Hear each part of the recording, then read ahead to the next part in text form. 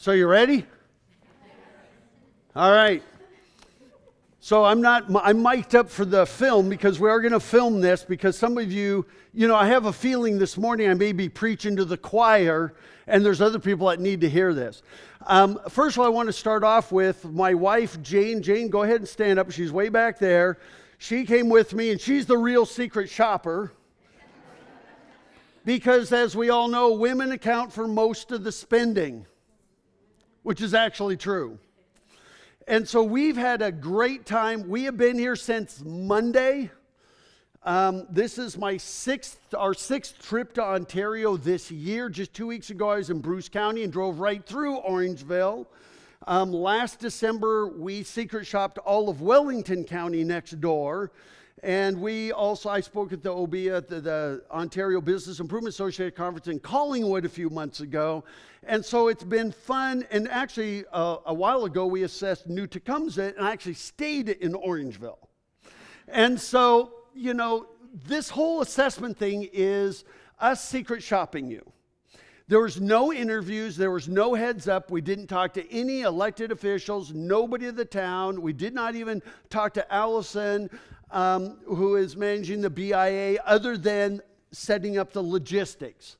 And so there was no input on anything, and we didn't want any. We wanted to come in just like anybody else. And our experience is that we've done more than 1,700 assessments in 45 states, every province except Manitoba. What's up with them? Western Europe, Scandinavia, and we did over 10 years. We secret shopped almost every single city and town in Nova Scotia. And if you haven't been there, you need to go. And if you ever need some guidance, you email me and I'll tell you the top places to go in that province. It's amazing. And then dozens of cities and towns in Alberta, British Columbia, Newfoundland, New Brunswick, Saskatchewan tourism. We worked PEI, Quebec City, throughout Ontario. As a matter of fact, I speak at like 80 events a year, and the one place I've spoken at more than any other single event ever is Deerhurst Resort in Huntsville. Seems like every conference in Ontario is at Deerhurst. And then, we did Owen Sound in Grey County. We secret shopped them a long time ago. We've been working in the Bruce Peninsula for the last 7 or 8 years. Like I said, I was just there a couple weeks ago. We did a whole branding and everything for Bracebridge, worked in the Muskokas also, Barrie, Lake Simcoe, New Tecumseh towns, right after they were all amalgamated. You know how popular that is. And then, Kenora, Stratford, Niagara-on-the-Lake. I mean, it keeps going on and on. And so we've gotten to know it pretty well. Just about a month ago, I was in Berks Falls. And then, so we're getting to kind of know the area pretty well, which is really nice. When we do this assessment, there's two parts. First of all, we look at your marketing. Was it easy to find information about Orangeville? And not just looking for downtown Orangeville, but for tourism, for economic development, for the town. Were their websites, social media, were they good enough to close the sale? How do you stack up with everybody else? I mean, everybody wants a piece of Toronto, even in BC. And so there's a stiff competition out there. Was it convenient to get information? And we're going to put that in our assessment findings and suggestions report, but I'm really going to concentrate on what we've been doing since Monday. We looked at your signage, your gateways, your wayfinding, overall appeal, critical mass. We're going to talk about that and what that even means. Your amenities. We're going to talk about, yes, parking. Washrooms, I should put. There's their restrooms. Information, attractions, things to see and do. How are your businesses? And so when we do this, we don't just come in as a tourist. We also look at is this a place I'd want to live, raise a family, or even retire? Secondly, would we work? Is this a town we would want to invest in, or start a business in, or move a business to? And then finally, is this a great place for people to come as a visitor, whether a day visitor or overnight? And so just to start digging in, we did come in Monday after late afternoon, early evening, and we did come in from Pearson. So what's great is it was an easy drive. As a matter of fact, of all this work we've done in Ontario, you were like one of the quickest ones to get to and went, yes. And so we love the fact that you've got wayfinding. These are called TOD signs, tourism-oriented displays. So we're glad to see Dragonfly was listed there. We're glad to see. So as we're coming down the highway, it was easy to see. You had visitor information, 1 kilometer ahead. And as we come into town, and by the way, this is going to be a fast ride. So you're going to see a lot. But we did see your gateway signs. I mean, we came in and saw, I'm not showing you all of them, but they really created a good first impression. Almost all of them were in a great location. I've been in so many communities where it says, welcome to the community. It's right at a graveyard, you know. And you just go, great, do people come here to die? You know, but in your case, they're next to residential communities. I mean, every one of your gateway signs that said Orangeville were actually in a good location. So we came in, and then we had to turn right because we stayed at the Best Western. Okay? And when we turned right, the first thing we're greeted with is this. I mean, really.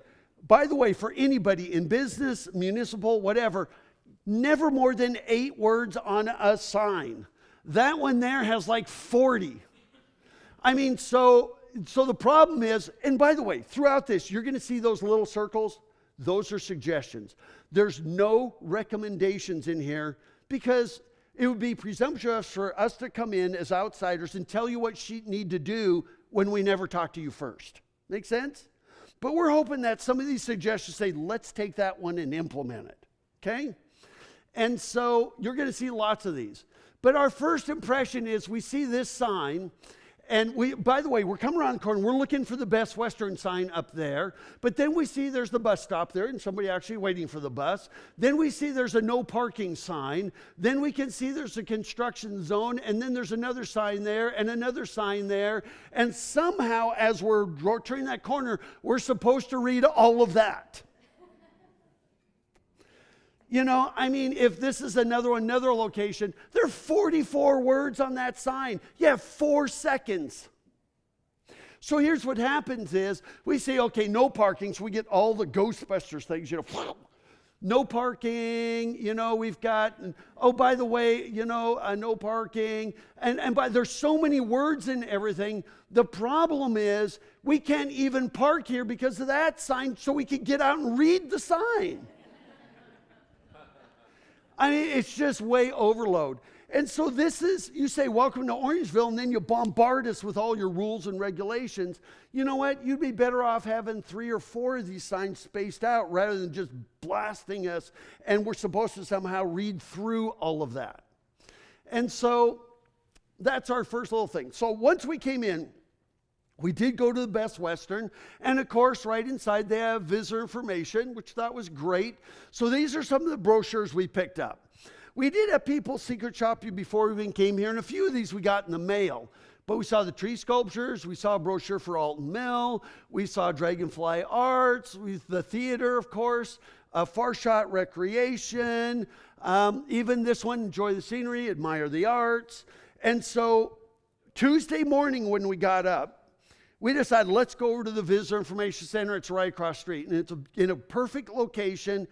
It's easy to find, but one of the challenges, it doesn't open until I think like 9 or 10, and we were out before that. So our second suggestion would be, you need to have like 24/7 visitor information. So if you could go on the front of the building and put a little brochure holder there, and something like this. I took this in North Platte, Nebraska. But a local craftsman made this. It was just a couple $100. And we thought if you could do that, then your visitor information would be working 24/7. Visitor information should always be working around the clock because not everybody travels the hours that you just happen to be open. So that would be something easy to fix. So, and by the way, we did see these. We thought they were well done, well placed. We loved the big grasshopper, or is he a katydid, or a walking stick? Pretty cool. And by the way, we weren't the only ones taking a picture of it. And by the way, the weather on Monday, Tuesday, Wednesday was not exactly stellar. But there were still people that were doing that. And I thought it was pretty cool. We did come back a little later on. So we went out and did some checking. Then we came back to the Visitor Information Center, and they were very, very helpful, very, very good. And we always ask pointed questions like, would you recommend a great place to eat? And what we don't want them to do is just hand us a list. We saw one that says Orangeville Eats. All it is a list. That doesn't do us any good. And sometimes in visitor information centers, they'll just say, well, I would recommend this. In this case, she actually asked, what kind of food are you interested in? There's some great places outside around the town, but there's also some great places in downtown. So she asked good questions and was actually helpful rather than saying, well, here's a list. Go ahead. We can't mention one by name. I mean, that happens a lot. And so that was excellent. While we were there, she gave us this little book. And this has to be expensive to print and produce. But this was one of the best marketing pieces we've ever seen. I mean, it really is incredible. It talks about the architecture and everything. And I don't know, I mean, I thought, wow, these are worth buying. And maybe they are for sale, but she gave us one. And we're hanging on to it. But it was really, really well done and really great. It really made us want to come into downtown. That and some other brochures we use. So she did a really great job there. So that's good. So far, thumbs up. See, isn't this great? Yeah, I haven't talked about downtown yet, though. Okay. We loved wayfinding. It's the biggest problem in Ontario is trying to find stuff. So we were so glad that you actually had wayfinding signage that would help us find the things that you have. Because one thing you have to understand, navigation systems are not a substitute for wayfinding. We use navigation systems to find things we already know exist. But without this, I wouldn't know that you had an Opera House or Credit Valley train. I mean, looking at brochures, I would. But here's one thing you need to understand. Only 5 to 7% of visitors ever stop at a visitor information center. So they're relying on these things to tell them what you've got and where it's located.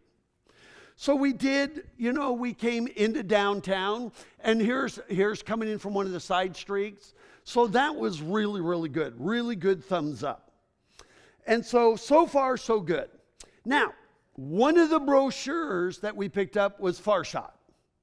So we said, well, let's go find it. I'm not sure where it is. And so in this case, we actually had to use our navigation system. Hey, Siri, where's Far Shot Recreation? And so when we did that, we did find your business park. We also found industrial park. One thing we were really impressed with was how much industry there was here in Orangeville. You're not just a bedroom community.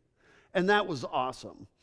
And so we're looking for Far Shot. We did see this, like laser tag. And then we saw this sign, parking around back. So we drove around back. I have no idea. We never found it. Never found it. Because around back, this is around back. And I don't know which one of those doors takes us in there. I don't even know if that's the right building. So these are little things, if I go back, it's like, you got to give us better directions than that. And by the way, we're not going to call. Nobody calls anybody. You know what we do these days? We text people and say, is it okay if I call you now? Right? So we never found that one. So then we thought, you know what? Let's check out Alton Mill. Because we got this brochure that said, enjoy the scenery, admire the arts. So we thought, okay, let's see how you stack up with the arts. So we did drive 10 kilometers or 6, whatever it is, out to Alton Mill. Now, it was closed. We were there on Tuesday, so it was closed. But it looks like a pretty fabulous facility. And I'm glad you're marketing it.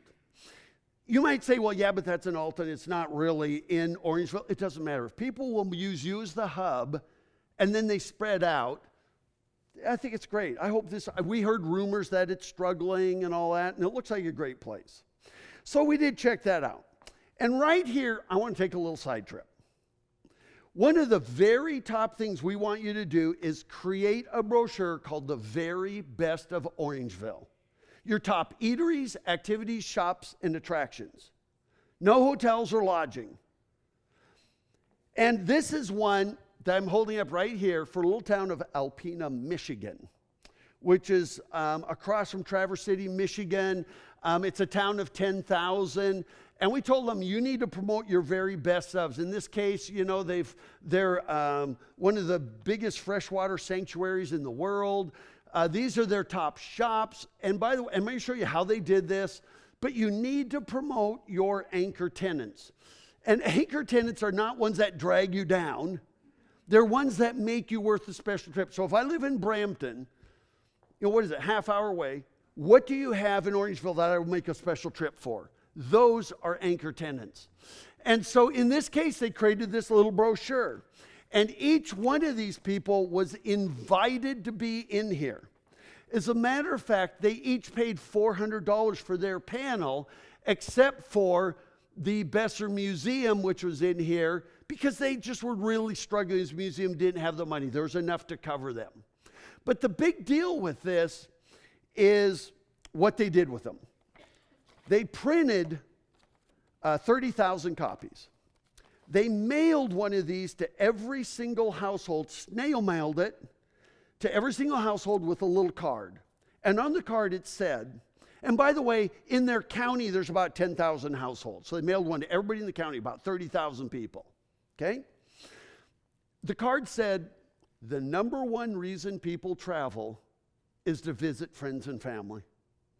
We hope you will hang on to this brochure so that when visitors come to see you, you will share with them the very best of what Alpena, Orangeville, has to offer.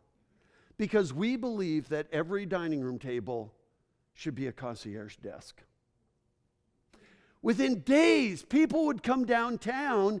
They would go, oh my gosh, Myers Fashions. And they would walk in with this brochure and they'd go, how long have you been here? And the merchant would go, 10 years. And it worked. You always promote your very best ofs because success breeds success. And they had criteria, and I'm going to show you the criteria here in just a second. But another thing about this is there were people at first said, well, you picked them and you didn't pick me, and I'm just as good as them. Now, that would never happen in Orangeville, right? Yeah, I didn't think so. And so, but in this case, afterwards, they said that was the best $400 I never spent because I didn't realize when they went into my neighbor's shop, they also went into mine.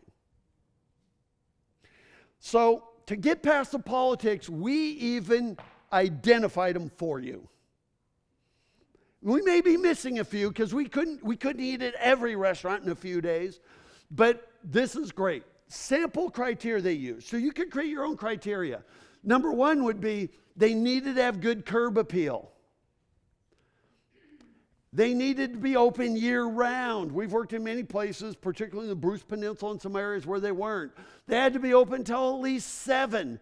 I would say 8 or 9. We're going to get there. But in their case, if they would have, even at 7, it really diminished the number quickly. It had to be open 6 days a week. They could be closed on a Monday, trying to get some consistency. They had to be unique to theirs, so no Tim Hortons or chains. They have to be unique to you. And they had to be highly regarded by somebody other than themselves. Like 80% positive reviews on TripAdvisor, Yelp, you name it. You cannot let politics kill this effort. So for Orangeville, we'd say, okay, you need to do your 10 best restaurants, your 10 best retail shops and galleries, and your top 10 activities. That would be an amazing brochure. This is what consumers want. Don't just tell us a list of, you have, I think in TripAdvisor says you have 92 or was it over 100 restaurants. That's not very helpful. Promote your best ofs. It's really important. Success breeds success. Now, you already have a brochure that's very close to it. It's this one. We thought if you could take this brochure, because it's got enjoy the scenery, admire the arts, all aboard, you got the Credit Valley train. I know, I'm getting there.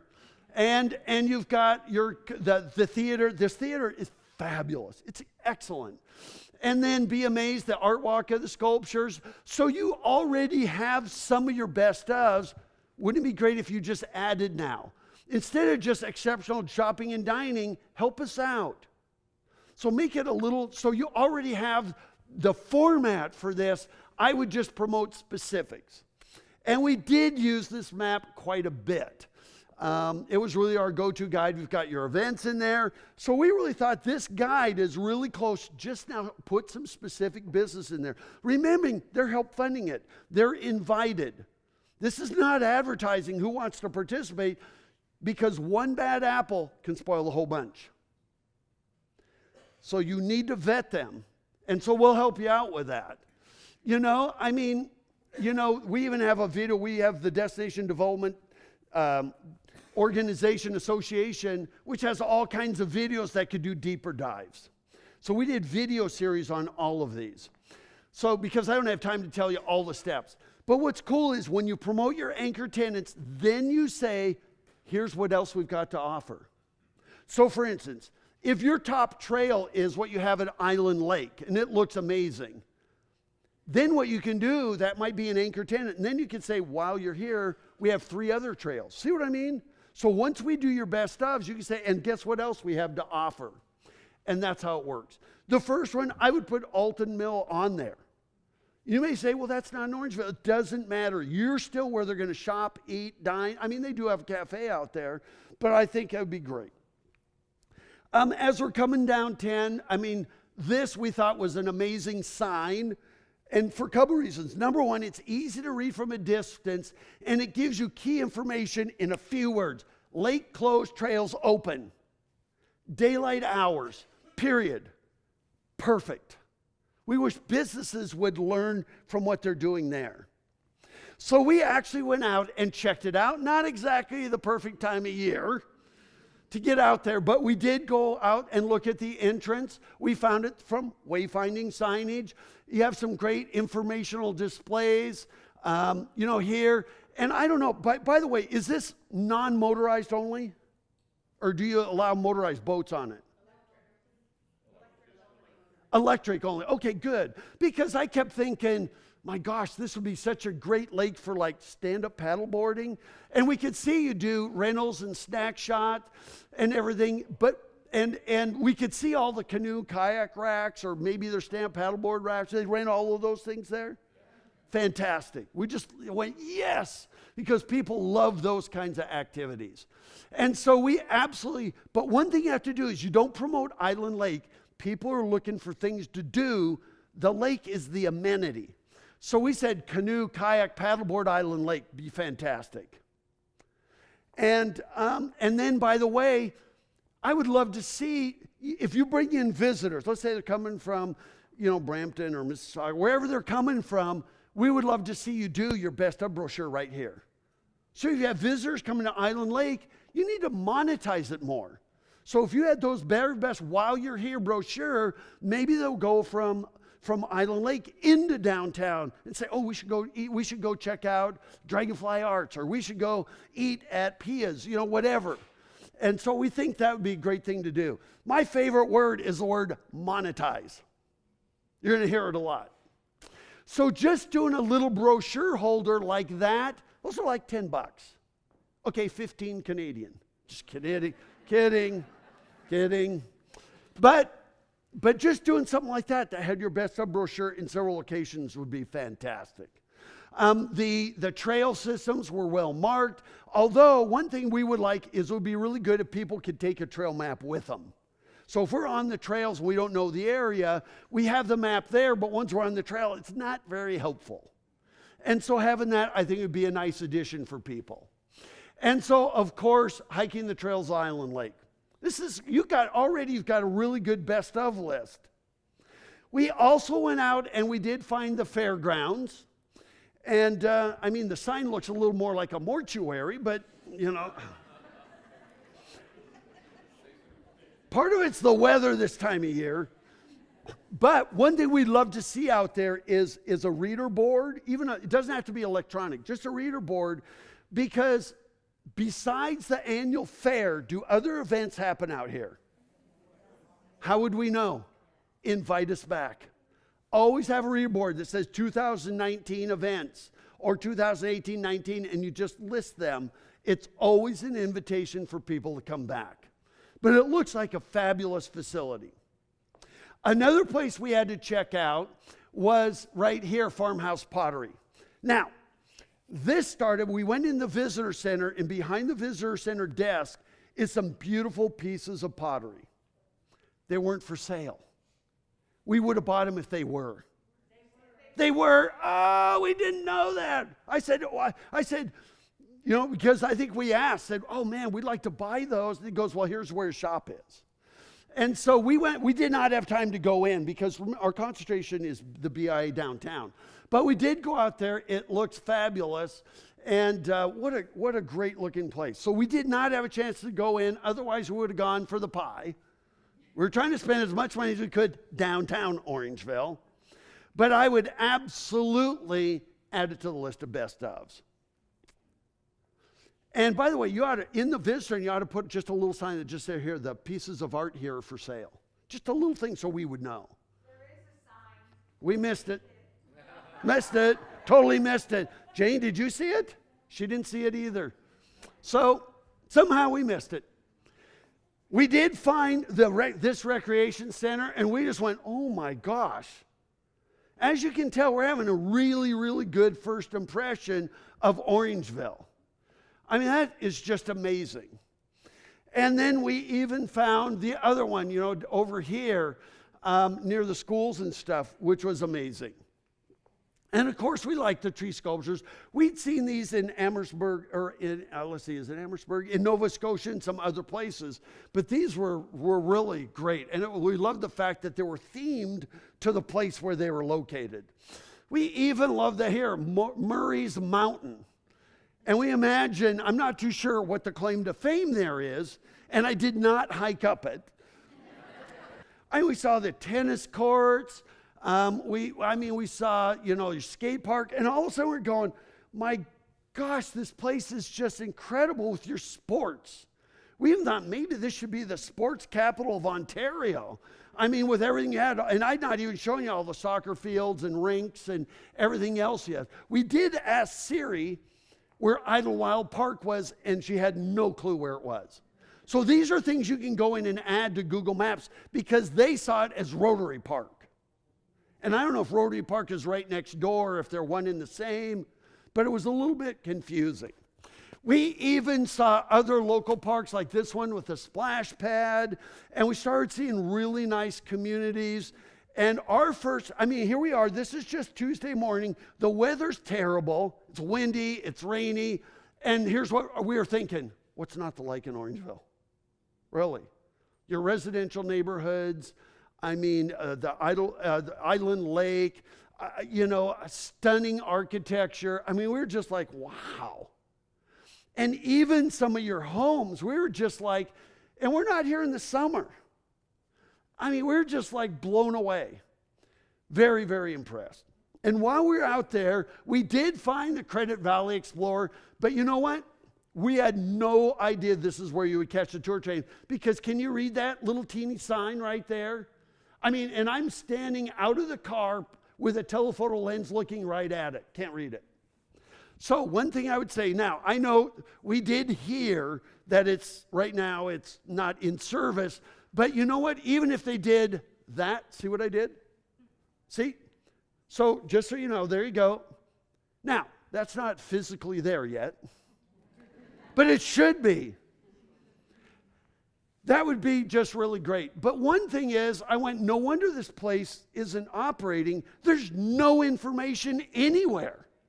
We got this is there. We've got the building. You don't know whether that's, there's a little tiny, tiny, tiny sign right there. There's no information, no brochures, no anything. And I even thought, could you do that there? And then when we got there, it says Go Transit. Now, does the Go train to Toronto come here? Because we know it doesn't. Did it? What's that? Oh, the bus. It's the bus. Okay. Because we worked in Barrie, so we're very familiar with the GO train there. So the bus shelter, there was only one other car in the parking lot, so it must not be used that much. But there was no information. By the way, it says GO Transit scheduling and waiting area. There was no information anywhere. I go, no wonder this train isn't working. There's no information. Now, We went online and we found out that it's out of service and that there's a possibility of looking for a new operator. Here's one thing you need to know, is you will never find a private operator for a tour train because they generally don't break even. They are really a labor of love for people that love rail. They are usually run by nonprofit organizations. They usually do have some kind of subsidy. Now, I don't know your specific situation. I hope you don't lose it. I really hope you don't lose it. I don't know where the train is. I don't know what condition is. I don't know any back history. I think it's a great asset for your community. I mean, the hills around here. One thing we love about Orangeville is that you drive 2 minutes any direction and you're in the country. Love it. You don't find that you go 30 minutes east, and from there on, it's all urban for the most part. And so, but absolutely would be a best of when it's operational again. Hopefully it will be. But you know what? Right across the street was one of my favorite things I saw in Orangeville, and it was that. That is so cool. I mean, look at that. I mean, this is like, we're expecting like chainsaw art. This is amazing art. And so we actually added it on the list, and we called it the Tree Sculptures Trail. We think you should actually create a little trail rather than just say, here's where they all are. Say, start here, and then, and I would love to see a little map of them that actually tells a story. I imagine they're probably different artists, right?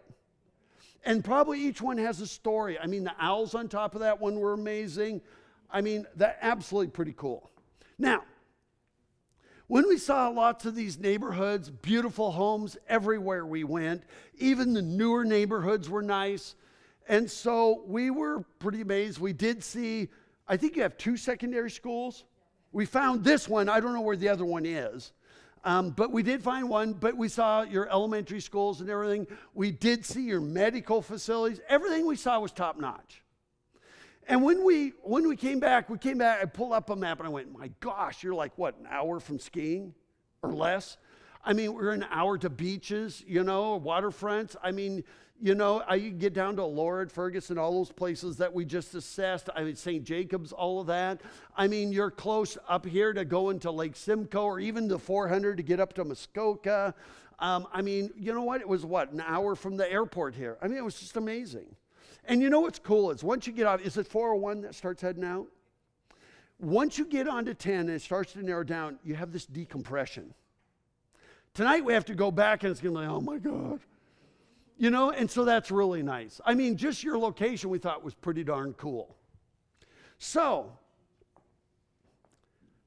you like what? So far we love Orangeville.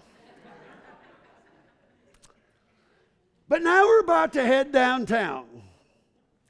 And so, I love it right there.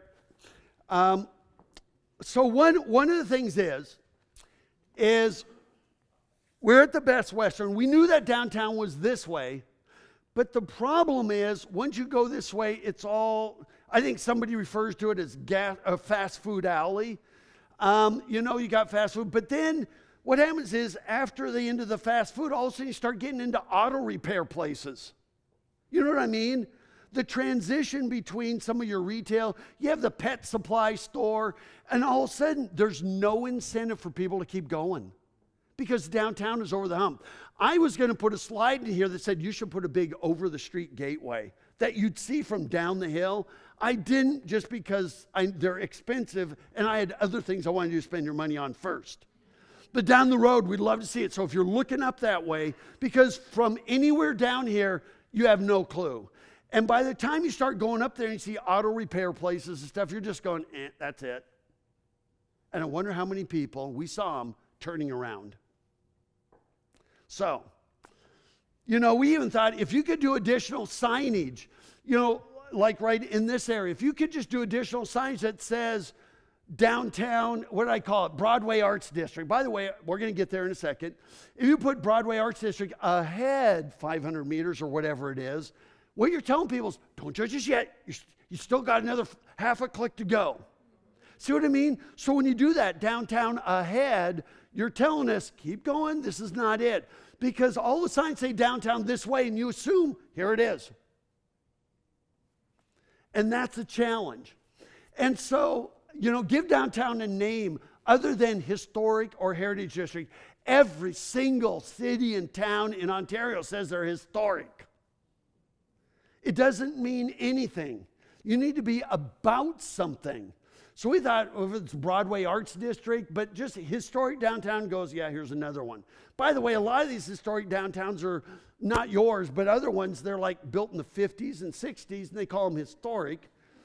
Then when I bring it up to them, they said, well, that's historic. I said, thanks a lot. I was born in the 50s.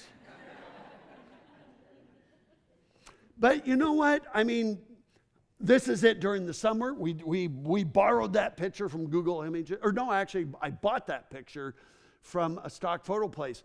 But we want to give it a name. It makes it a destination, not a designation. Historic or heritage district is a designation, not a place you go hang out in. And it doesn't say anything about you other than we have old buildings. See what I mean?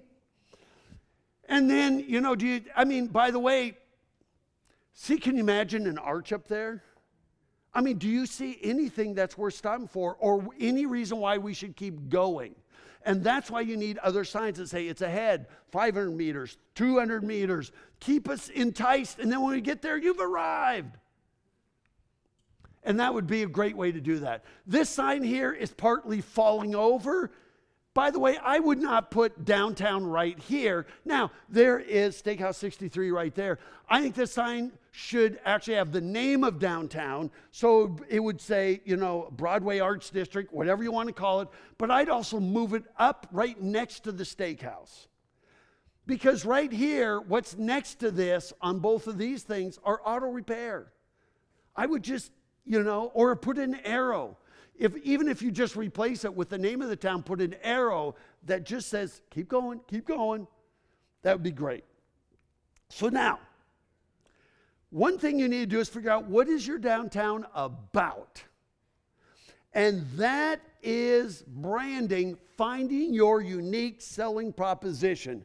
Everything I'm going to show you right now, we're going to take a little side trip about branding. This applies to you as businesses as well. What is your unique selling proposition? So here's something, because I saw on a website or somewhere that branding is something the BIA and maybe the town wants to tackle. Every city and town needs to stand out. I could find any town in Ontario in a fraction of a second on the web. So what sets Orangeville apart from all the other cities and towns?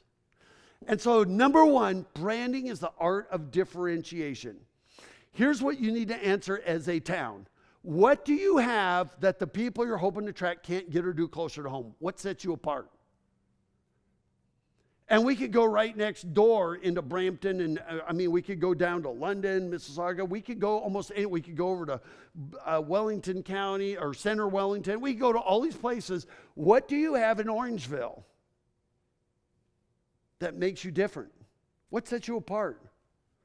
It's the big question you have to answer. And I always say that, why should somebody invest in Orangeville? Answer the question why. Why should we move here? Why should people visit you? And it can't be just location. We know your location is fabulous. But you have to be different or clearly better.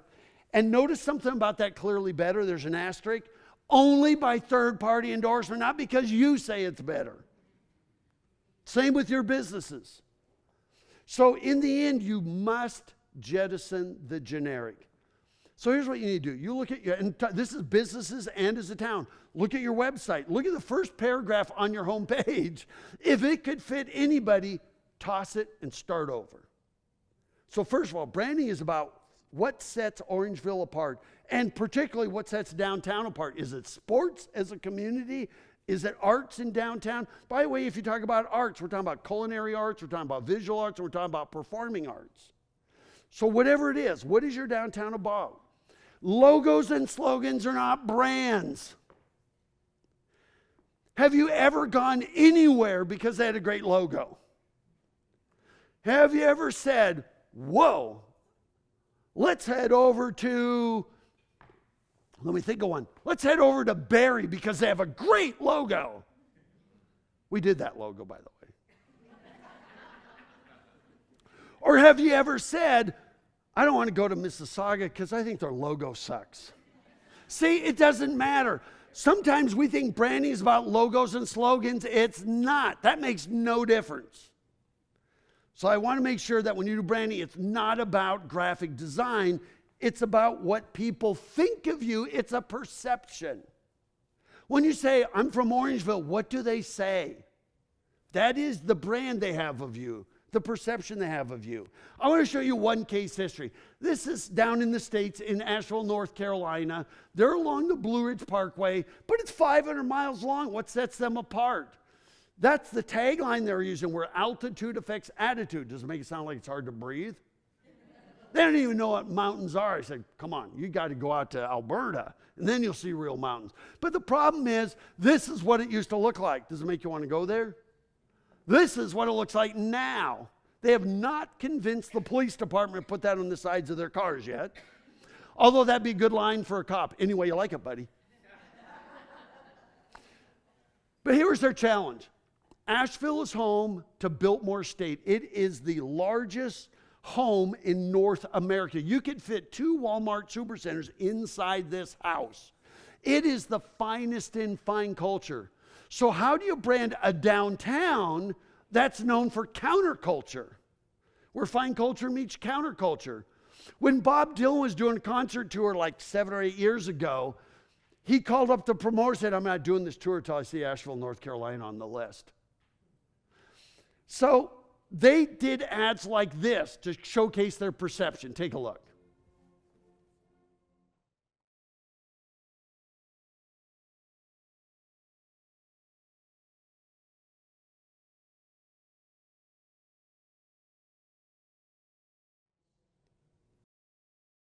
So anyway, or this one really tells you about Asheville.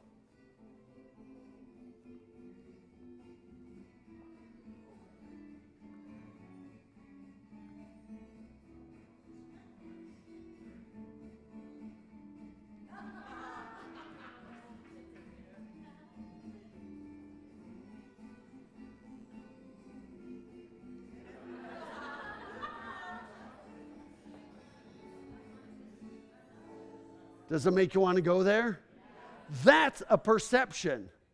See, that's what you're selling is. What is that perception? Their ads look like that. Scenic makeout spot ahead. So brand is what people think of you. And all sustainable brands are built on product, not just marketing. Here's one thing you need to know, Orangeville, is that marketing will bring people to you once.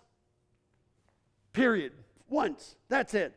The only thing that ever brings them back is your product. What's the primary activity that drew us here? What are the number one thing we do once we're here? The complementary activities. What are your amenities like? That's washrooms, parking, those kinds of things, and the people they interact with. So even when you do ads, let me show you, this is Devon, Alberta, Biketown, Alberta. All of your ads, one thing you need to understand, by the way, this applies to you in business. The name of the town should never be at the top.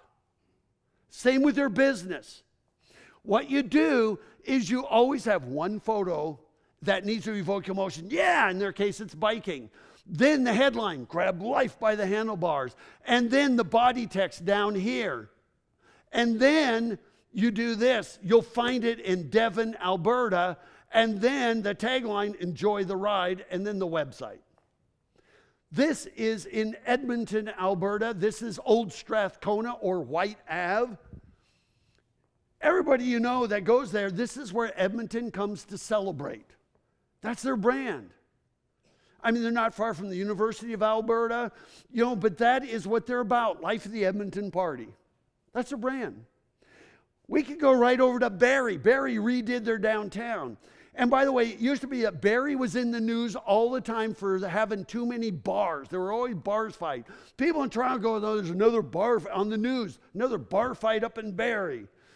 And so I walked up and down Dunlop Street, their main street, and I went, there's only 6 bars. It's not that you have too many bars. You don't have enough of the other stuff. So they really reworked it over years, and this is the transition. The transformation is underway in downtown Barrie. And you know what? They just opened their plaza. They're doing a year-round public market. They have a performing arts center. That whole downtown is now really cool. They have really worked hard, but this is what they did that people said, we're working on, we're going to be there. Uptown Barrie, this is their downtown brand. And there it is, unconventional, unpredictable, uninhibited, you name it, and it is working. I mean, it's been very successful. And this is Squamish, British Columbia. It's all about the people there, my Squamish. Here's one, this is, my Squamish adventure in business. This is over here is Okotoks in Alberta. You can tell we do a lot of work out west. This is Kenora, Ontario, which is barely in Ontario. It's more situated to Winnipeg. But, it's Canada's boating capital, 14,000 islands. Vermilion, Alberta. It's all about learning. Even Bracebridge right here in Ontario, Bracebridge is all about the Muskoka brand. So what is it that you want to be known for as a city, and in particular your downtown, Lake of the Woods, North America's premier boating destination? What is it? And then number 5, your brand has to be more than marketing. It has to be more than skin deep. And I'll show you this one, little last one. This is St. Albert in Alberta, which is a bedroom community next to Edmonton. There's their population. That's what they're known for. Highest taxes in Alberta. How did you like that as your brand? They want to be more than a bedroom community, but that's what they're known for.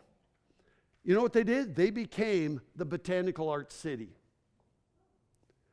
Because gardening is the second fastest growing hobby in North America behind recreational biking. There it is, cultivate life. What happened is, there was a family there, the Hull family. Lois Hull was a provincial legislator, and they had a great nursery there people were coming to Edmonton for. And they said, well, if you're going to be about gardening, they invested $300 million to build the nicest outdoor living gardening center in all of the U.S. or Canada. It's amazing what they built there. I mean, it's absolutely, and they could hold conferences, conventions. They can clear it out in the winter for all kinds of other things. And everywhere you go, there it is. Cultivate your own masterpiece. Cultivate the musician in you, the chef in you. I mean, the athlete in you. It keeps going on like this. And you know what they did with all of these is they would line them in their library, in City Hall, everywhere. Everybody knew what their brand was about. And it was pretty amazing. Cultivate your dreams in St. Albert. They even, in the middle of their downtown, they have their brand promise written on a kiosk right in the middle of their downtown. But what I said is it has to be more than skin deep. If you're going to talk the talk, you better walk the walk. So in their case, the city said, look, downtown, if you will invest in beautifying your businesses, that's what we're about gardening, we will pay 50%. So if you spend $5,000, we'll spend up to $2,500. We'll reimburse you $2,500 of it. So this is one example. This is a little coffee shop. He actually changed the name, but then you can see those white things. This is before, after. His retail sales went up 400%. The mayor said, I can't ever get a seat in there. But if you're going to talk the talk, then walk the walk. They won national awards. As a matter of fact, Edmonton goes to St. Albert's Farmers Market, not to their own, which is in Old Strathcona. And the chefs will come down, like at River House Grill. Chef will come down wearing the chef hats every Thursday and Saturday morning for the farmers market, just because it's what they're about. This was the gateway before, after. Find your niche. So for Orangeville, particularly for downtown, is it going to be kids and family? Is it going to be food? Is it going to be nightlife? Water features? What is your focus? And so that is so important that what do you want your downtown to be for? You need to pick one. If it's going to be about kids and family, where do we put the carousel? If we're going to be about recreation, then where do we put more bike shops and outfitters? You got one great one. And then, if you want to be about nightlife, where do we have our microbrews? Those kinds of things. And then you need to decide what your focus will be, and that will dictate what type of activities and events you're going to have, programming downtown. It will dictate the streetscape design. It will also dictate the types of businesses you're going to attract. And then your pole banners in the downtown should always reflect the feeling, not historic buildings. So like that one, or like this one, that's in Appleton down in Wisconsin. And so finally for this whole branding thing, I can't give you a surefire formula for success. I can give you a formula for failure. Try to please everybody all the time. You need to know what your downtown is about specifically.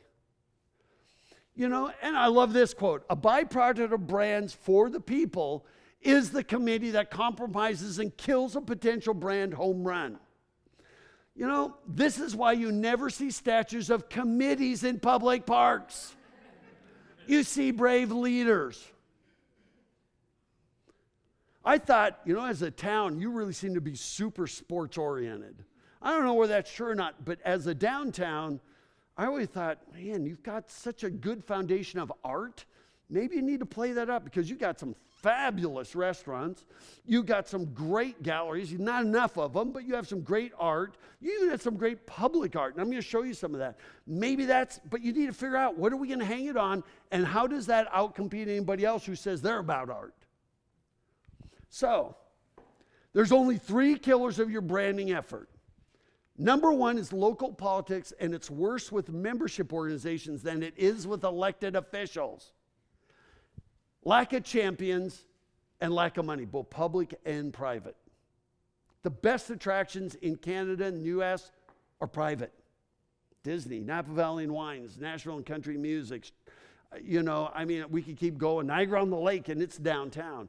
By the way, lack of champions is in gold because you have good champions. They will get through the politics and they'll find a way to make it happen. So, when you get into branding, it's about narrowing your focus. It's not about graphic design, logos, and slogans. So now, you're going, when are you going to talk about downtown? Right now. Here are 8 things you should do that will make downtown flat out amazing. And by the way, there's no reason. See that right up there? You could be one of the top 5 downtowns in Ontario, just like that. We were stunned by the beauty of your downtown. When we got out and walked your downtown over and over again, we kind of went down. Kind of went like, you know, and I'm going to show you why. But there's just no reason why you can't be one of the best downtowns in this entire province. You have to understand, 1/3 of the population of the country lives here, Southern Ontario. And so you've got all the makings for it. It is stunning. But what's even amazing is both your residential areas on both sides of Broadway are beautiful. I mean, we were like, I want that house, I want that house, I want that house. Somebody's probably going to come and say, I'll sell it to you. But I mean, just absolutely beautiful.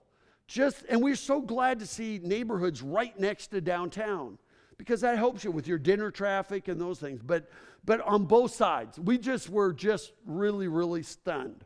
So really good first impression. Even little things like Orangeville, you know, the York Street, Duke of York, the capital of Upper Canada. You know, we thought even those little historic signs were great. So I'm doing 8. There's actually 10. We already talked about the first 2, which is find your focus and give downtown a name. And that name should reflect whatever your focus is. If it's art, then it's Broadway Arts District. See what I mean? If it's food, then it's the Broadway Dining District. Whatever it is, that's how you do your name once you know your focus. Okay? So now, we came up downtown. We came up from Best Western. We drove up over the hill. We went up a little bit through downtown. Then we turned around and came back and looked for parking. So we saw the sign parking right here. Now, we don't know whether you want us to turn right here or whether you want us to turn at the corner. So we turned right there. And we're like, should we have done that? Is the sign actually trying to get people to go this way? It is? Because we drove through there. There's paint falling down from the ceilings and everything. I'm going, you know what? I don't know that I would say, here's our best parking lot. I would think I'd rather have them go around. Plus, when we drove through there on the left, this is public parking. It's for condo owners only. Then to the right, it's for expectant mothers and parents of small children. And we're going, we should have rented some children. There is public parking in the middle, but it wasn't clearly identified. And then when you get out of your car, you're assaulted with all this stuff. And it's like, really? Really? Is this a major problem that people are leaving their dismantled vehicles and farm equipment in your parking lots? It is? And then, by the way, if you don't believe it, it's bylaw 78-2005. Really? I'm going, you got to be kidding. Look, here's what I would do. I'd put parking rules. No parking for more than 24 hours. No parking here. We know it's snow removal. Do not leave vehicles or machinery here. And please follow these rules. Use a word like please to avoid having your vehicle towed at your expense. Come on, be friendly.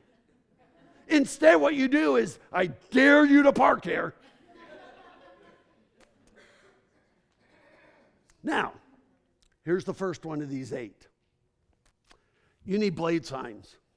So we parked there, and we decided we were going to eat at Bluebird Cafe. So we park, we come out to Broadway. How the hell do you know what's in any of these buildings? There's no blade signs. Blade signs are perpendicular to you. When we're driving down the street, walking down the street, there is nothing here that tells me which direction it is. I have no idea what's in any of those buildings. Do you? Okay, turn around, look the other way. No idea. So I had to pull out my phone, go to TripAdvisor, do Bluebird Cafe, say I'm going to walk there, and have it give me directions because there's nothing that helping me find it. And so there's no blade signs. You got to have blade signs. I was just shocked because the only way you know what's in these is to go out and stand in the middle of traffic and look up at your facades. And a lot of these signs here are actually pretty good, but a lot of them are cheesy, cheapy signs that really diminish the value of your beautiful buildings. These are blade signs. Notice it says chocolate, collectibles, trains, restaurant. Simple, straightforward, those are blade signs. Notice they're fairly consistent in height and size. They don't have to be cookie cutter. That's in Nantucket. Look at this, Carmel, California. Those are blade signs. This is Canmore, Alberta. I love those blade signs. Look at that, Kitchen Boutique. I know exactly what it is. There's some general rules. You don't want big signs that are garish and pumped all over the place. You don't have to go forward, just go to Elora. And by the way, blade signs should never be promoting Foster's beer. They should always promote the name of the store. I would, if it was me, I would have a bylaw. It doesn't allow you to put brands out there, or even Pandora. It's not really a Pandora store. Yes, they sell Pandora. It should always be the name of the shop. So there were a few businesses that had them, but not very many. And by the way, because this one, Dental Center, has one, but what happens is you end up with a proliferation of sandwich boards everywhere. And that was one thing that was kind of distracting to us in downtown was, we got 3 sandwich boards right there. And then if I keep going, where is it? Come on here. Oh yeah, there we go. So we have all of these here. We're just getting kind of assaulted by all of these. Or right here, and by the way, it's really windy, but here we got 1, 2, 3, 4 sandwich boards right there. And by the way, if there's cars parked there, we can't see them. They're on the inside of the cars. And so I just went, my gosh, why do you do that? And by the way, we actually think sandwich boards should only be used for restaurants and special deals. Like chalkboards, you can put today's special at the restaurant, it's soup, whatever. We think that's really good. It's helpful for people that are walking up and down the street. But if you had blade signs, you wouldn't need to have all these sandwich boards scattered everywhere. Really? This one here is really helpful. I guess it's there just so actually that might be the trash can. Okay, there you go. And so we got budget tire. It's just like, really. And then by the way, the only way I know what you have is across the street, but good luck getting there with the Great Wall of China running right down the middle of Broadway. Oh boy, I knew I was going to stir up a hornet's nest, and I'm just warming up. So, another thing for your business, I have no idea what N is.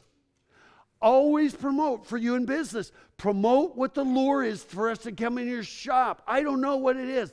Sometimes it's not the name of the store that is the lure. And once again, there's no blade signs. But here we got more. But so for instance, this one right here, Bloomin'. Is that how you pronounce it? Okay. But if you had a little blade sign that all it said was vintage gifts for home and garden on the blade sign, you wouldn't need the sandwich board. You'd have a blade sign that tells us what it is, and then we already know the store's named Bloomin'. But you have so many stores downtown that we have no clue what it is you're even selling. And if it's not obvious, you know what people do? They think one word, next, and they're gone. So for every retailer, always promote what's going to pull us in. But that doesn't mean your blade sign should say Pandora. They could say, cosmetics and spa or whatever the store is about. And then, by the way, all the pizza, I'm sorry, but I'm just going, you have this beautiful downtown, then we just, bam, with and by the way, there was a lot of businesses that had like temporary signs, and I hear somebody said, well, downtown's really strict about a number of things, and I'm going, really? Well, why don't you be a little more strict on the signs and relax some things like colors and stuff? But once again, blade signs, need them. And we have no clue what this business is. None, until we looked it up. And it actually looks like it's a great restaurant, right? But once from the sign, I have no idea whether it is a beer and wine store, because you get barley and vine. That's what we thought it was, a beer and wine store, or like a retail shop. And so it should always say cafe, eatery, whatever. Always tell us what it is you're selling.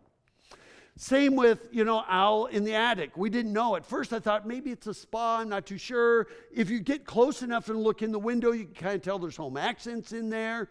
And by the way, it's a great store. As a matter of fact, we added it to our best of list. It's a great little shop. And then we eventually did find the Bluebird Cafe. But even it, I get snow removal. Did they ever have outdoor cafe dining? This is a fantastic restaurant. But from the outside, it looks like beautiful building, beautiful sign, no blade signs, no beautification of any kind. Are they still in business? I even in the winter, we worked in, I started my career developing Whistler Resort. And in the middle of the winter, people will be outdoor dining with the umbrellas, if it's not too windy, and with the propane heaters. And these businesses do nothing to pull people in the door, most of them. And by the way, we did eat there, and it was incredible. One thing we learned really quick is you do not have enough restaurants in your downtown, because we did not have reservations for lunch, and we needed them. And so it's fabulous. Now, this shop here had no signs of any kind. It's okay. See why I put perhaps it's on order? So, okay, who is that? Where is it? Where is she? Shop owner? You work there? Beautiful window displays. And by the way, we took this early in the morning because we did come back and we went, that's gorgeous. So yeah, so hopefully, I know you're doing probably signs are on order, right? Well, it's a go-through, but we're getting there. Okay, good. Make sure you do a blade sign. Yeah, well, it's part of the big plan. And on the sign, I'd put flowers and espresso. That's the plan. Perfect. See? And so by doing that, it was fantastic. So I'm glad we came by later. I thought the outdoor displays were great. It's flowers and espresso, try organic maple. We love these that are more chalkboard oriented. Love the fact that it was dog friendly, had dog dishes. I've seen towns that don't even allow that. Downtowns are about people, not infrastructure and bylaws. And so I thought that was fantastic. So number one is blade signs, better blade signs. Help us out. And don't make them, you can make them so it's fairly consistent. Make it easier, and that entices us to walk down the street. Number two is curb appeal. This would be benches, pots, planters, exterior displays. You know, we love the wind was not very kind to the scarecrows. Most of them were face down in the dirt. But we thought that was pretty cool. Very cool, as a matter of fact. However, never have chain link fences in the core of your downtown, ever. You can get wrought iron fences that are actually made out of vinyl or fiberglass that look like wrought iron, that are nice. But chain link, really, don't make your downtown look like a jail. You know, and somebody rolled up somebody rolled up part of the, looks like you can close part of it off or something. I don't know what all that's about. And by the way, here we go. We're back to the flower shop. So here you go. One thing for everybody, not just them, but never more than studies show that when you get more than 4 posters or flyers in windows, we ignore them all. So in this case, we got 1, 2, 3, 4, 5, 6, because that's considered a sign. 6. We got 7, 8, 9, 10, 11, including the store hours and everything. Way too many. So if somebody comes to your shop and says, hey, would you hang a poster for the theater or for an upcoming downtown event? Say, okay, which one do I need to take out? Because when you get past 4, we ignore them all. Plus, it clutters up your store, your window displays. So good rule for you to live by. And every business should be allowed to extend window displays to exterior spaces. And sorry I speak in feet and inches, but every business should have about 60 centimeters or 2 feet out there that they can display the fronts. In this case, beautiful job with all the winter displays and everything and hanging things out there. Great, great job. But I'd love to see either a bench there or 3 more pots. And maybe even one over here to kind of hide this corner. Just really doll it up, because here's the big statistic. 70% of first-time sales comes from curb appeal. We all travel. Have you ever said these very words? That looks like a nice place to eat. We judge a book by the cover. Because when we look down the streets, I mean, it doesn't look very appealing. There's no curb appeal. Some businesses do a great job, but for the most part, it is just stark. We went from asphalt to pavers to concrete to hard facades, nothing to soften it. You know, and so I just kept going, my gosh. You know, I mean, here, you know, I mean, these businesses, there should be benches, there should be all kinds of things decorating these businesses. You got to make it look beautiful. And you know what? I'm going to get to winter in a minute. But by the way, merchants, I hear this all the time. Well, the city owns the sidewalks or the town owns the sidewalks. They should be out there cleaning them. Wrong. Wrong. Downtowns are a public-private partnership. You go to Europe, you will see, go downtown Paris, you will see every morning the merchants out there hosing and sweeping off their sidewalks, sweeping even the gutters. They just do it in Europe. You need to do it too. Because when we say, and I granted this week, I didn't come in a stellar week, and maybe you normally do this, and we just came in a bad week. But I just thought, they do beautification here, but then we have some trash and things. The wind blew up there. We've even worked in downtown where they will bring in disadvantaged workers, people with cerebral palsy or people, and they pay them, and what their whole job is just to go down the street every day, and they say hi to people. They're kind of like a concierge, but they always will bring brooms and they sweep up. It's a great thing for disadvantaged people to do to help keep downtown clean and looking great. That brings me to the next big statistic. Women account for 80% of all consumer spending. I'm waiting. Usually there's a guy in the audience that pipes up and says, that's all?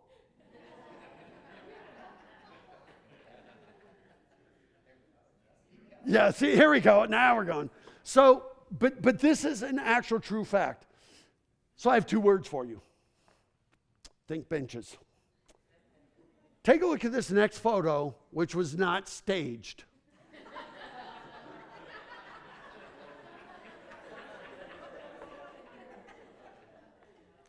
Guys are going, been there, done that. In downtown on Broadway, you should have 60 benches. All your benches should be there's Jane. I used her as a model. You could tell she was really happy about it. But use a bench always flanked with pots.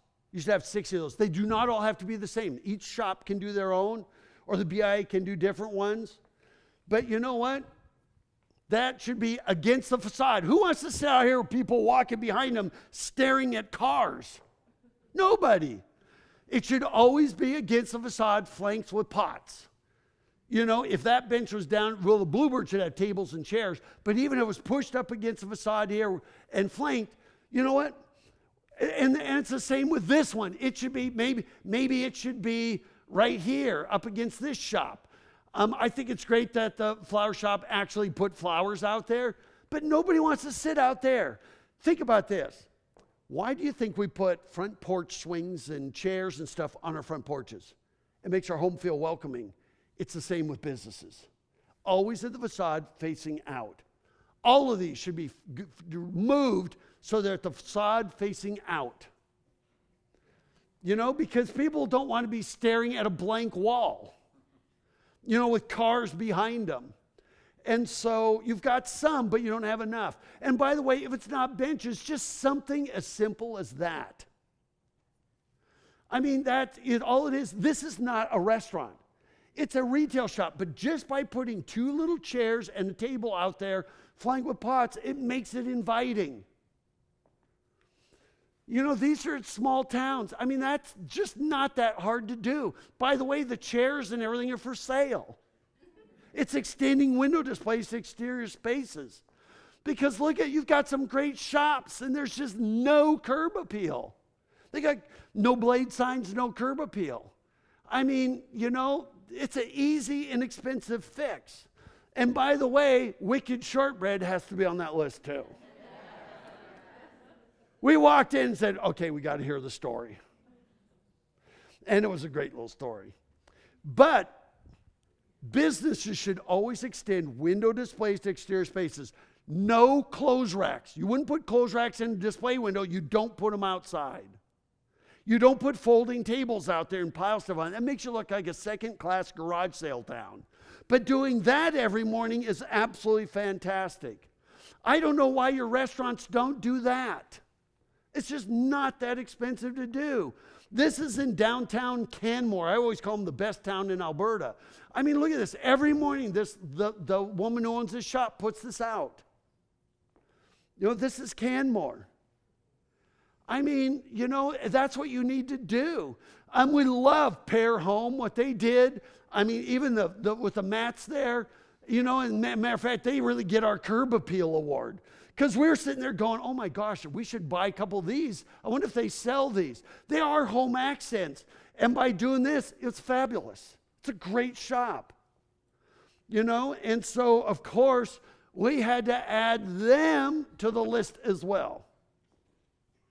Now, when it comes to things like this game shop, our first impression, this is probably more about video games than actual board games or puzzles or anything. Part of it is because it doesn't really have very good window displays. There's no curb appeal.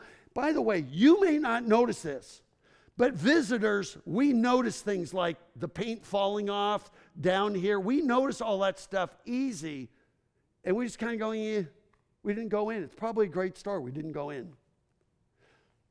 If we wanted games, you know where we go? Fergus. You know, now that's in a strip mall, but boy, you certainly know what there are. Games, toys, puzzles. They do a good job.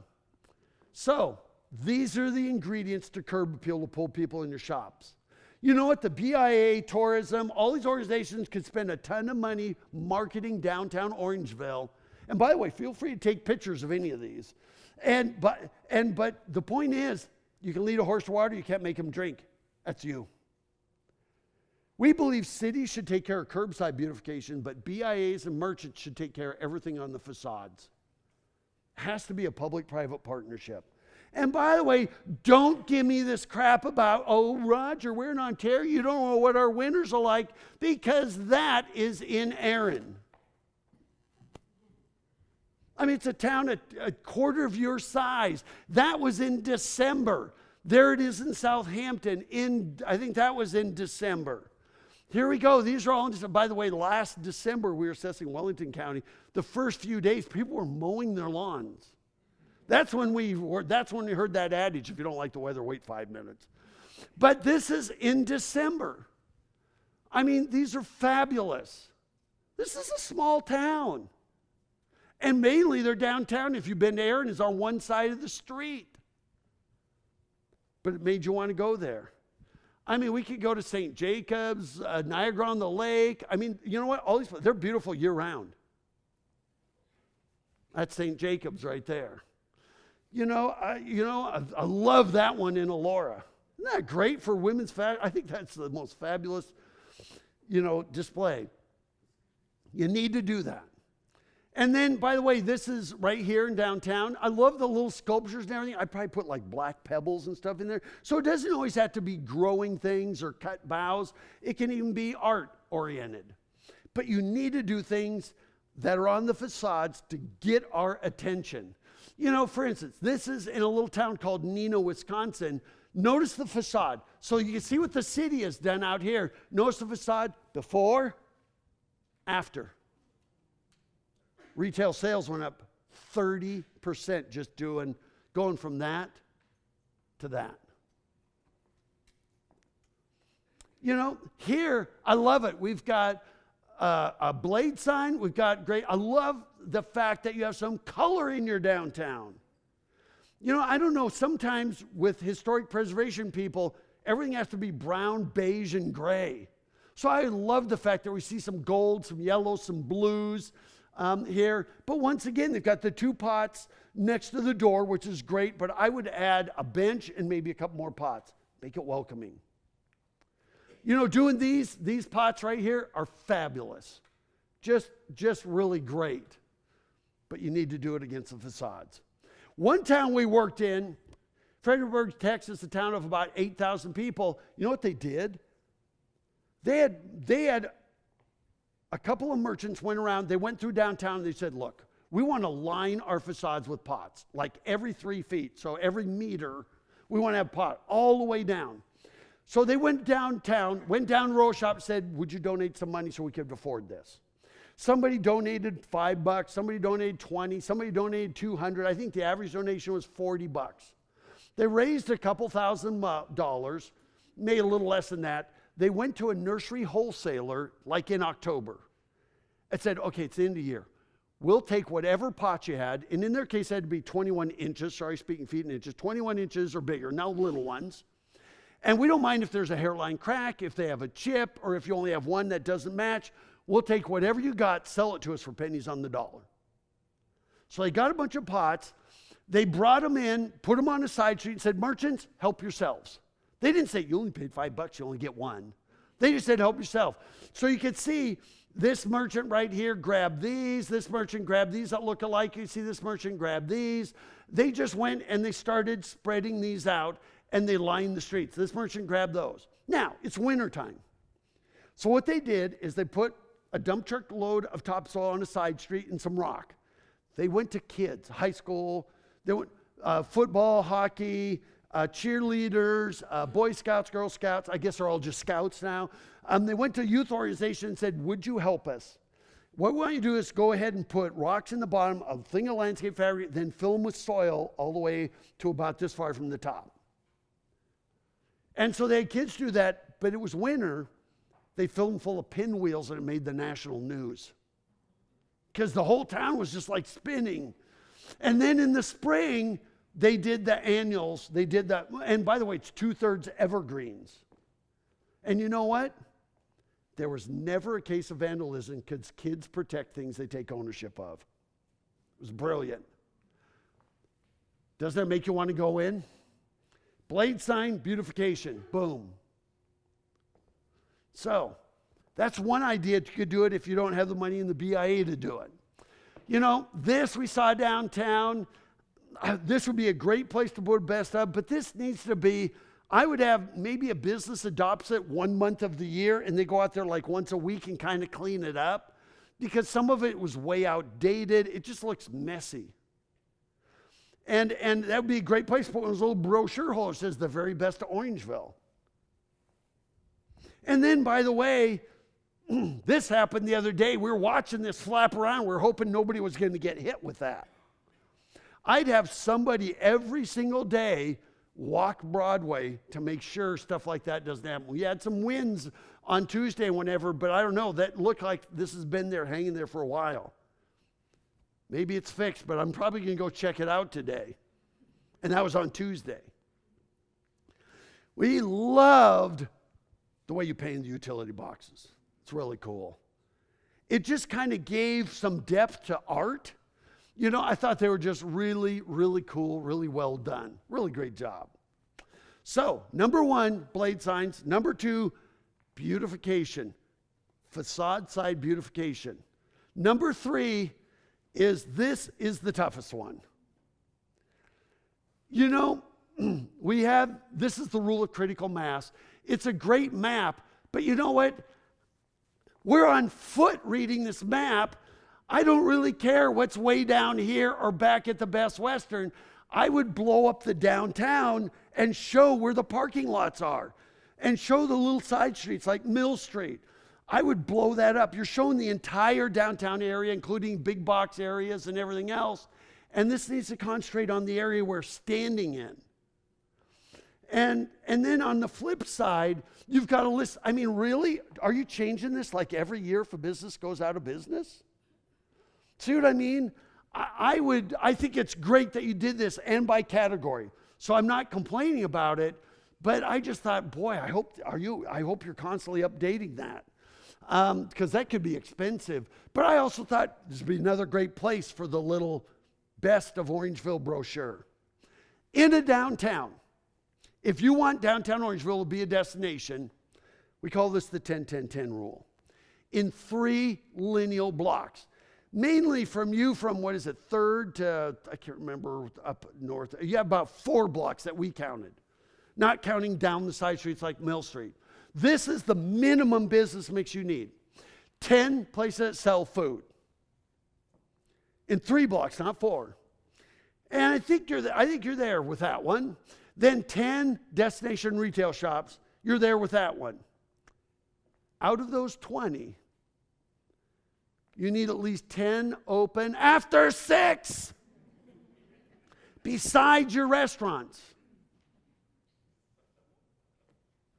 Downtown needs to get what we call the mall mentality. You need to have consistent hours and days. I mean, we need to be open late in the evening hours. I'm coming to that. You need to have like businesses grouped together, which you didn't have. I don't think I've ever seen such a beautiful downtown with such a hodgepodge mix of businesses. Most of them don't conform to what a downtown should be. Recruit and promote anchor tenants. I mean, it's a central gathering place. You got to think this is clustering. Remember the days of corner gas stations or fast food? We have Tim's and Jack in the Box and McDonald's and Burger King on all 4 corners. Even food courts. I took this one in Sault Ste. Marie. You know, I mean, sometimes you have to orchestrate the effort. I want to give you one example. This is Halifax. It's Argyle Street. So population of Halifax is 300,000. Of course, it's a bigger city.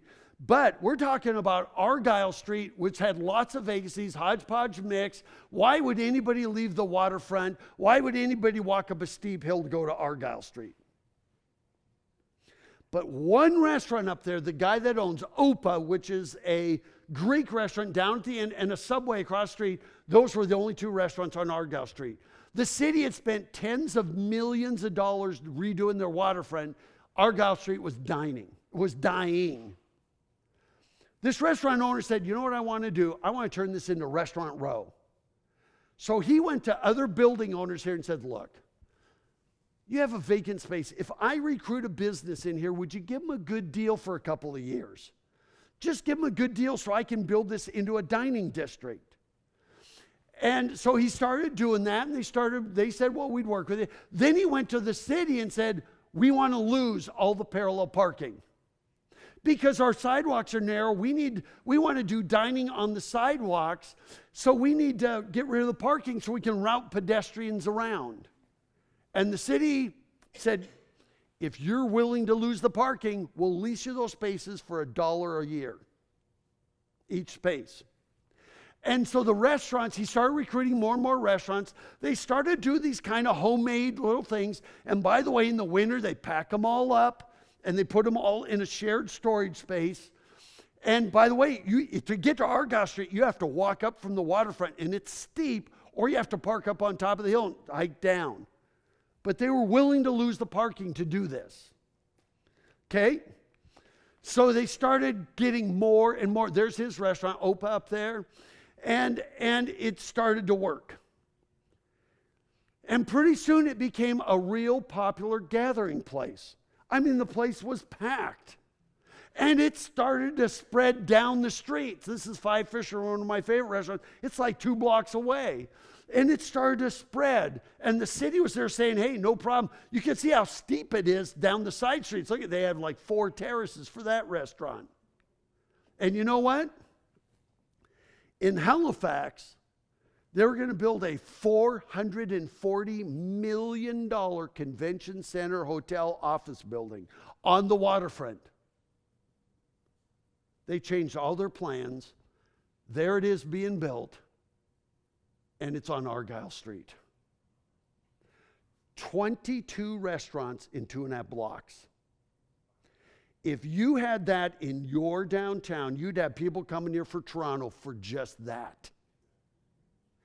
It's having like businesses grouped together. And by the way, Argyle Street. It is now permanently closed to cars. And they're having no problems because it's worth the walk. How cool is that? This is the rule of critical mass, like businesses grouped together. And by the way, there you go. I went back to him, the owner of Opa, and said, look, you started this whole thing. You now have 21 competitors. How's that working for you? He went, Roger, I own 4 of them. Another guy owns 3. I said, but tell me about Opa. He goes, Opa's doing 10 times the business it ever did before. So when people say you bring in a competitor, you're going to kill my business, not true at all. The more you have of something, the further people will come and the longer they will stay. So along Broadway, we found 22 professional health services. I mean, there was somebody said there was a fire downtown. We built a new building. We put health services in the middle of your shopping district? Are you nuts? This is why I have to leave town really quick. 16 neighborhood retail businesses, including really, I mean, no offense, but really Salvation Army thrift shop in one of the most beautiful downtowns in Ontario. Now, all these businesses, we want all these businesses, so don't get me wrong. But this is 6 salons and beauty supply places, 2 churches or social service places that we counted, 5 vacancies, 23 destination retail shops, which are fabulous, that's why it's in yellow, and 14 food-related businesses. You have more, I mean, look at this. You've got 46 businesses that are conceivably not in the best location. And you have 37 that are perfect. You have more businesses that don't conform to what your downtown should be about than you have to businesses that conform to what you should be about. So, because that was our biggest disappointment, is that we got out of our cars, and we're walking, and no offense for architects, law firms, H&R Block, health services. I mean, I could go down the list, and it was kind of hit and miss where you'd find the retail. Luckily, on I'm hoping I'm getting this right, the west side of the street had kind of a good grouping of them, where fromage is and some of those. And so I just kept going, okay, maybe we need to do some zoning. And I thought, you know what you've got? You've got neighborhood retail over there, right? Walmart, Home Depot, what do you got? Canadian Tire, Michael's, all of that is over there. Not a problem at all. It's fantastic. And then you could have general retail, that's your fast food alley or whatever. I mean, that's going to take a while to fix. Then you might have general commercial as you go through downtown, but then this should be zone destination retail. Now, over in the big box neighborhood retail, you've got tons of residential multifamily. It's a perfect fit. So when locals want their everyday things, they would go right there. But if they want to go shopping for gifts or they want to go to a nice restaurant or something, they would head downtown. But right now they're all intermingled and it's kind of a hodgepodge mix. I mean, over there, I thought, man, we could use one of these Harmony Whole Foods. I love it over there, but I'd also like to see one downtown because you know what? You have a lot of residents living downtown. I thought this could be one that would fit in both places. You know, I mean, this one here, this was the biggest shame of all. Your number one rated restaurant, according to TripAdvisor, and it's in a strip mall. Fantastic restaurant. But I'm going, my gosh, it's in the wrong location. You know, and we had to go find it. As you know, and I actually put them in, added them. This is quite a list that we're coming up with here. But we even saw things like For the Birds. That would be a perfect fit in a downtown. Booklore, French Press, both of those would be a perfect fit for a downtown. Even things like Creekside Clothing would be a great fit for downtown. You know, I couldn't find any menswear anywhere near downtown. I know we found a sign for one, and we walked into that mall and we went, oh my gosh. Yeah, you know where I'm talking about. Okay, fine art, we thought this should be downtown. I mean, even running for you, a running store in your downtown would be a fantastic fit. You know, even some of these other mom and pop restaurants, not chains. I'm not sure how good this one is, but it might be great. It should be downtown. You know, and no offense, you lost your theater downtown, this makes sense. You know, I mean, I could see that. And then, you know, I mean, this is neighborhood retail. You know, it's big box. You know, we did find the curling club. I go, is there a sport that Orangeville doesn't have? Yeah, just about everything. But then, even things like fitness. Now, we have seen CrossFits and yoga studios in downtowns, and that's a good fit. But even here, this is great. I mean, the Good Life Fitness there is massive. Perfect. It's close to a lot of your residential. So it's a good fit. But these types of businesses are just perfect where they're at. It's big box retail. A lot of them are chains. It's perfect. We're not discounting that at all. But maybe some of the businesses downtown should be gravitating to these areas because they're more neighborhood retail than destination retail. You know, I mean, there's even empty spaces.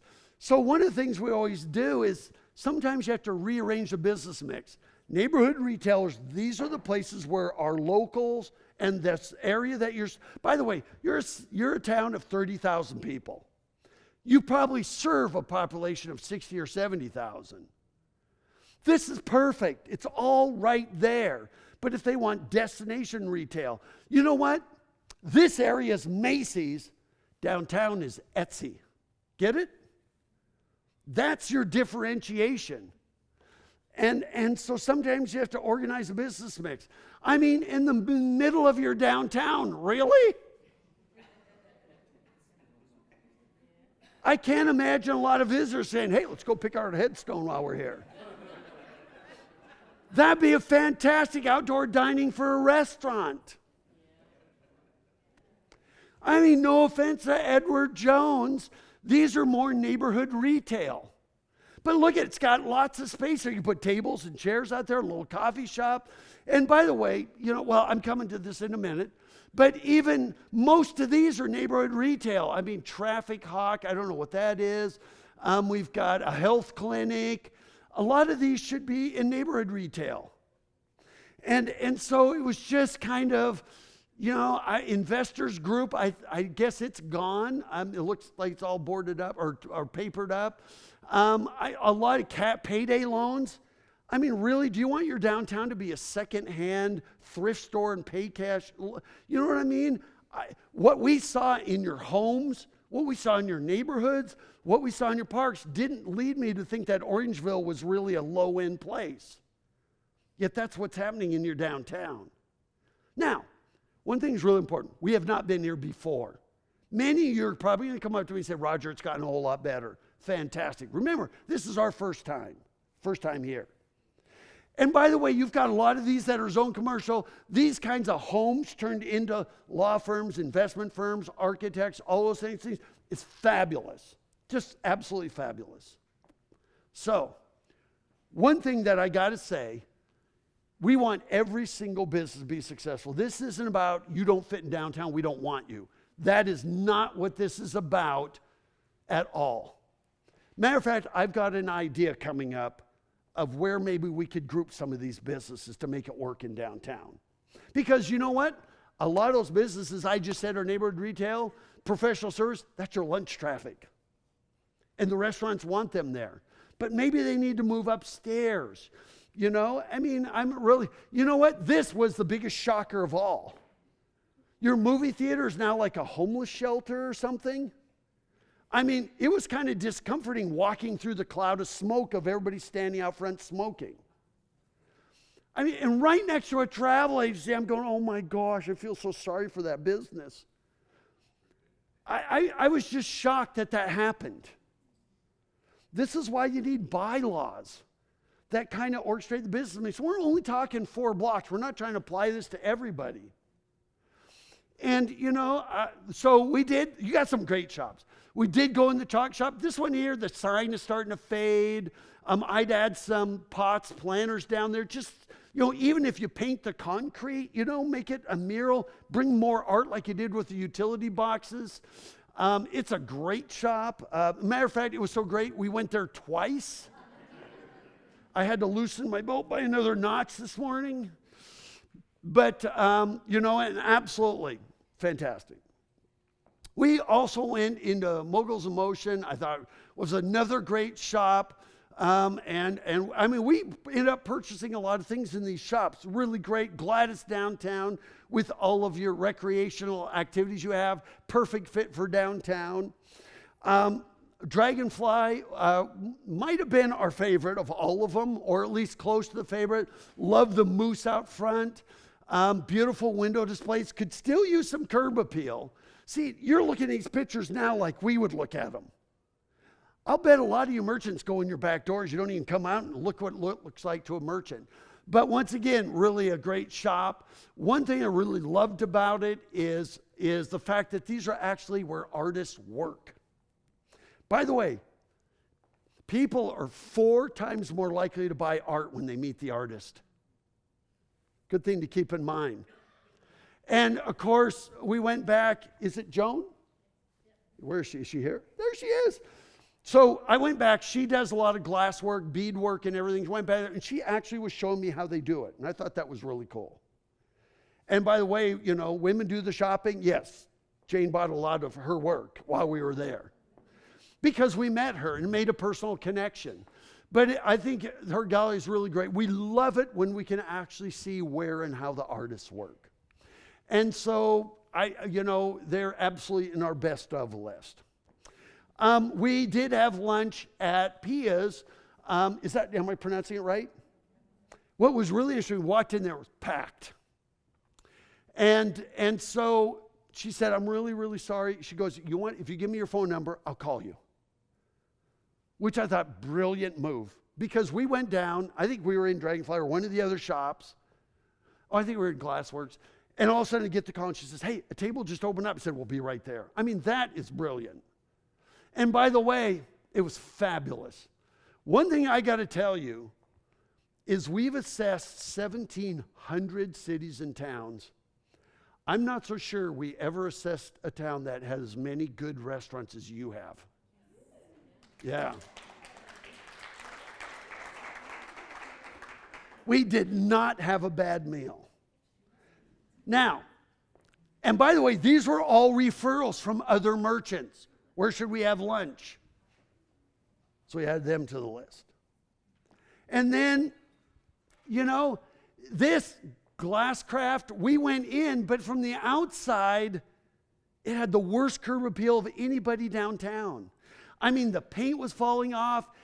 It's so cluttered. So I don't know if when we walked in, we didn't know where the secondhand store. It's so cluttered and everything. And I thought, it's amazing what they do in there, but this merchant needs somebody to help him or her.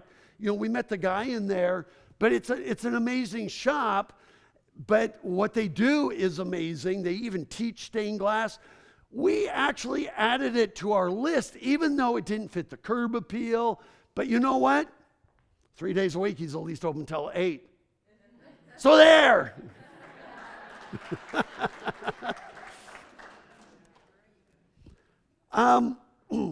The Emporium is great. We love the color, everything. Once again, we need some pots, some planters, maybe 2 benches flanked with, a pot on each side. We love seeing color in downtown, and it is amazing. Matter of fact, it says Emporium, but it's really a fair trade shop, and they had some great stuff in there. She has some really good shops. This one was confusing. Yoga studio, gourmet gifts, home tasting bar. We didn't have time to go in, but we were so confused. We didn't know what this place is about. Is it really all of those things, that one little shop? Does anybody know? It is? How do you do a yoga studio in a retail store, or is it upstairs? Oh, it's in the back. So for us, I was sitting there, how do we help these people? How do we help them? And by having yoga studio, gourmet gifts, home, tasting bar, it's like no focus. And so we thought, well, maybe it should be, gourmet gifts, home, and, and I'm not sure. We'll work on that one. So is this shop owner here? If the shop owner get a hold of us, we'll try to figure out how you do that. Because I had so much stuff, we just couldn't figure it out. And so we just said, I don't know. It's no real focus. Fromage we went into, or fromage, I don't know if so we went in there. And of course, is she here? There she is. We walked right in and she goes, oh, hi, Roger. I went, rats, there goes my secret shopping. But once again, a fabulous store. She's new from Mill Street, I think. Really great. Yesterday, we had to put this all together. It takes 14 hours to put together this. And if it wasn't for those cheese and crackers, we would have been in trouble yesterday. But really a great shop. So you have some really great things in your downtown. Another one, I think you need another trash can. We did go into the bookstore, and it was really great. And what's kind of funny is everybody thought bookstores are dying, but these kind of cool, funky bookstores are actually coming back and in a big way. But also had a great section with games, educational toys, and so we added it. It's a little bit cluttered in there. It's really packed full, but it was organized by author or by type of reading and everything. Just really cool place. We had dinner, not last night, but the night before at Steakhouse 63. One of the best meals we have ever had, period.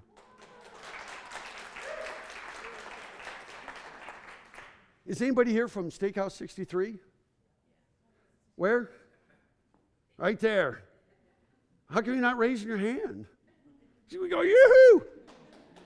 The person who waited on us last night, I don't know his name, was one of the best waiters we have ever, we walked in there and said, can we take your coats?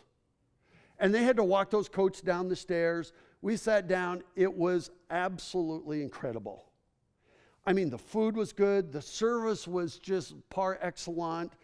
Just everything about it was fantastic. The food here is amazing. And so it's great. I can't even imagine what it's like in the summer, but really great job. Really great job, top to bottom. We love restaurants that have like little rooms so you have some intimacy. So it's kind of, you know what I mean? Those kinds of places are fantastic. So anyway, really, really great. And of course, we put them a resigning. And yes, I'll give you a great TripAdvisor review. We did not have a chance to eat at Rustic because most of our settlements was Tuesday and Wednesday, and that's the days they're closed. At first, I'm going, really? What? Why would you be closed on Tuesday and Wednesday? Well, probably for a good reason, because they're like the only game in town open on Sundays and Mondays. So in this case, I said, okay, we're giving you a break. So we have not had a chance to eat there. We absolutely put it there because everybody we talked to said, have you eaten there yet? Okay?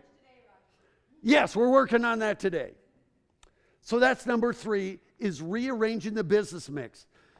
And by the way, what you do is sometimes you have to have somebody full-time for a couple of years to work with the property owners in your big box district and in your downtown. And there may be from what's the restaurant that the number 1 rated over there? That shop, that restaurant, they may say, you know what, Roger, we're never moving downtown because the rent here is half the price and we like it over here. That's fine. We're not going to make people move.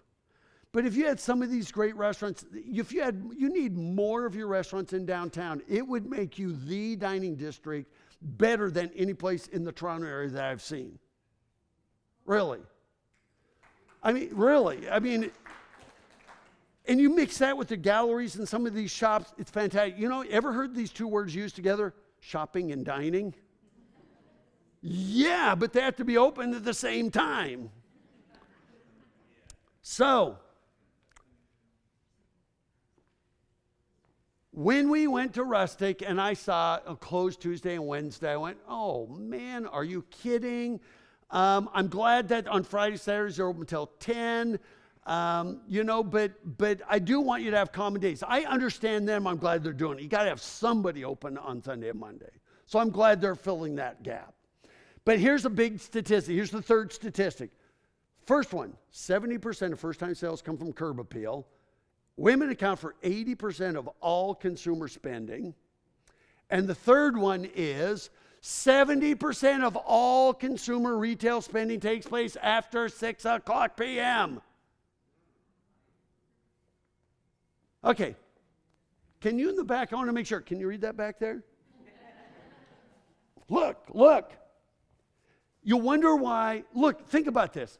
During the day, we might be out working, whether we're on a job site, whether we're construction, whether we're in an office, whether we're at school. If we're a tourist, we're out recreating. We do all those things during the day. We come home, change clothes, and your downtown is closed. And you wonder why we have to go over to Walmart, Home Depot. You know what? You know where that statistic came from? The National Retail Federation. You know who belongs to it? All those stores over there in your big box area that are open till 9, 10, or around the clock. So I kept going, you're forcing everybody to go over there. That hurts your restaurants downtown. You know, this is why in Europe they do siestas from 1 to 4. Now, we're not there yet in Canada or the U.S., but that's what they do, and then they're open until 10 o'clock at night. We may get there one day. But you know what? That's where all of this came from, was from these. All of these stores you're going to see open till 9, 10 o'clock, 6, 7 daid a week. And granted, auto dealers, banks are even open later now. And by the way, there's a danger coming to downtowns. It's called boomers and empty nesters that want to open up hobby businesses. They will come into downtown and they'll go, I'm taking a break all of September for a whole month. They go, oh yeah, I always wanted to open up a kitchen gadget store, but you know what? We're just going to close for the month of August so we can go to Italy. Wrong! It's killing downtowns across the country. So watch out for that. Or like this. Even farmers markets and public markets are moving to the evening hours. One example. In Sparks, Nevada, they had a public market every Thursday from 11 to 2. Average attendance was 500. Then they moved it from 11 to 7, and it went up to 1,000 people because now they had dinner and lunch. And they bring in 1,000 people. It did pretty well. Then they added music, entertainment. That farmer's market goes Thursdays now from 11 in the morning till 9 to 10 o'clock at night, and the average attendance is 10,000. We even have a video how to do this. I get it. Mom and pa shops, we need to go home, cook dinner for the kids. There are ways to do this by doing shared workers. I don't have time today to go through this, but there are ways. You need to keep your shops open late. So if you want, you know what? You have 600,000 people living in Brampton. What was that, half-hour drive? They're at work during the day. Wouldn't it be great if they said, let's head over to Orangeville this evening and walk Broadway? But why would they when you have like 2 shops open and a few restaurants? You're missing a lot. And by the way to do this, start with Fridays and Saturdays. It's going to take a long time for your residents to realize you're actually open late. But if you just did it on Fridays and Saturdays for a couple of years, because we've worked in towns where and somebody called me and said, Roger, I had this funny thing. My wife called me. Our downtown's been open late for like a year on Fridays, Saturdays. She called me the other day and she goes, hi, honey, after work, instead of going home, let's go downtown. And I said, well, why would we do that? Everything is closed. That's right. It's now open. Okay. See, it takes a while to educate your locals and visitors. So do this, then add Thursdays, then Wednesdays, and gradually grow it. Number 5, the elephant in the street. I better look at the nearest exit because I have a feeling I'm going to need it.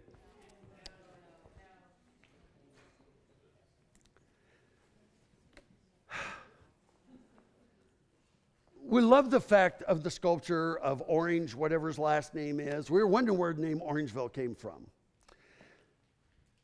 But when you drive up the hill, this takes over everything. You don't see the historic buildings. You don't see the shops. All you see is this huge thing in the middle of the street.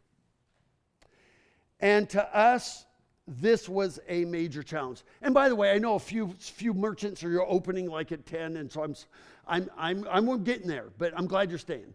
So this here, I quite frankly, I think you're giving bad advice.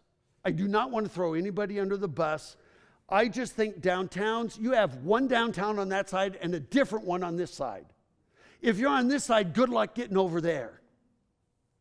I mean, I have no idea what you have across the street, and the leaves are gone.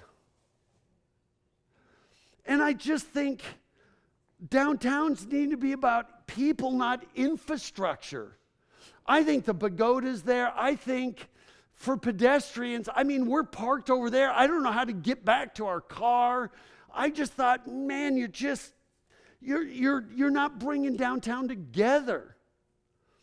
Even this morning, if somebody walked this way, they're walking right here, then all of a sudden, I think it's actually dangerous.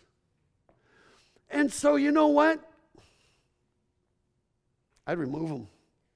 However, I would save the water feature. I would actually save that clock tower. I would save almost everything, and I would put it in a plaza where it can be enjoyed. I just think, you know what? I first of all, a couple of reasons. Everything here could be saved, except for maybe the concrete. You can move trees. I just think, why did you do this in the middle of your main street? We would rather see you widen the sidewalks. Angle in parking increases retail sales. Here you go right here. If that wasn't there, look at that. Angle in parking increases spending by more than 20% and increases the number of parking spaces by 1/3. Gah! So, I'm really, really sorry. I think it's beautiful. It's just misplaced and misguided. I've been doing this for 35 years. We've worked in dozens of countries. Even in Europe, they don't have these in the middle of the streets anymore. They put them in piazzas, plaza, gathering areas. And you can have clock towers and stuff. But that is so important. By the way, think about it. You know why it increased sales? When we go downtown, people will drive through downtown. Number one, angle and parking. When people back up, people say, oh, angle and parking is dangerous. No, it's not. Cars have reverse lights. You know what it does? It slows traffic down. Congestion is a downtown's best friend. We want people to go to downtown, not through downtown. If they're blowing through downtown to get to another part, then you know what? If that takes too long, then find a different route. We want downtown to be the destination, not another highway. And so what this does, and here's the other thing. People come in downtowns and they go, oh, that's a really cute shop, pull in quick. You can do that with angle and parking. They'll come downtown and say, oh, there's a great little shop. Is it worth going through the hassle of parallel parking? How many of you say, oh, good, parallel parking? One. And you probably have a car that parallel parks itself.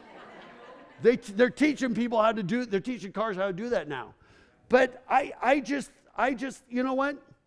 Downtowns, the best downtowns are narrow streets with wide sidewalks. Now, these have parallel parking because the streets are already too narrow. I mean, look at that. These are the best downtowns. It's one lane each direction.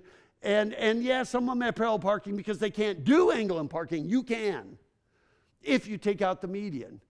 And so I just think that, wow, I really believe that downtowns need to be about people, not infrastructure.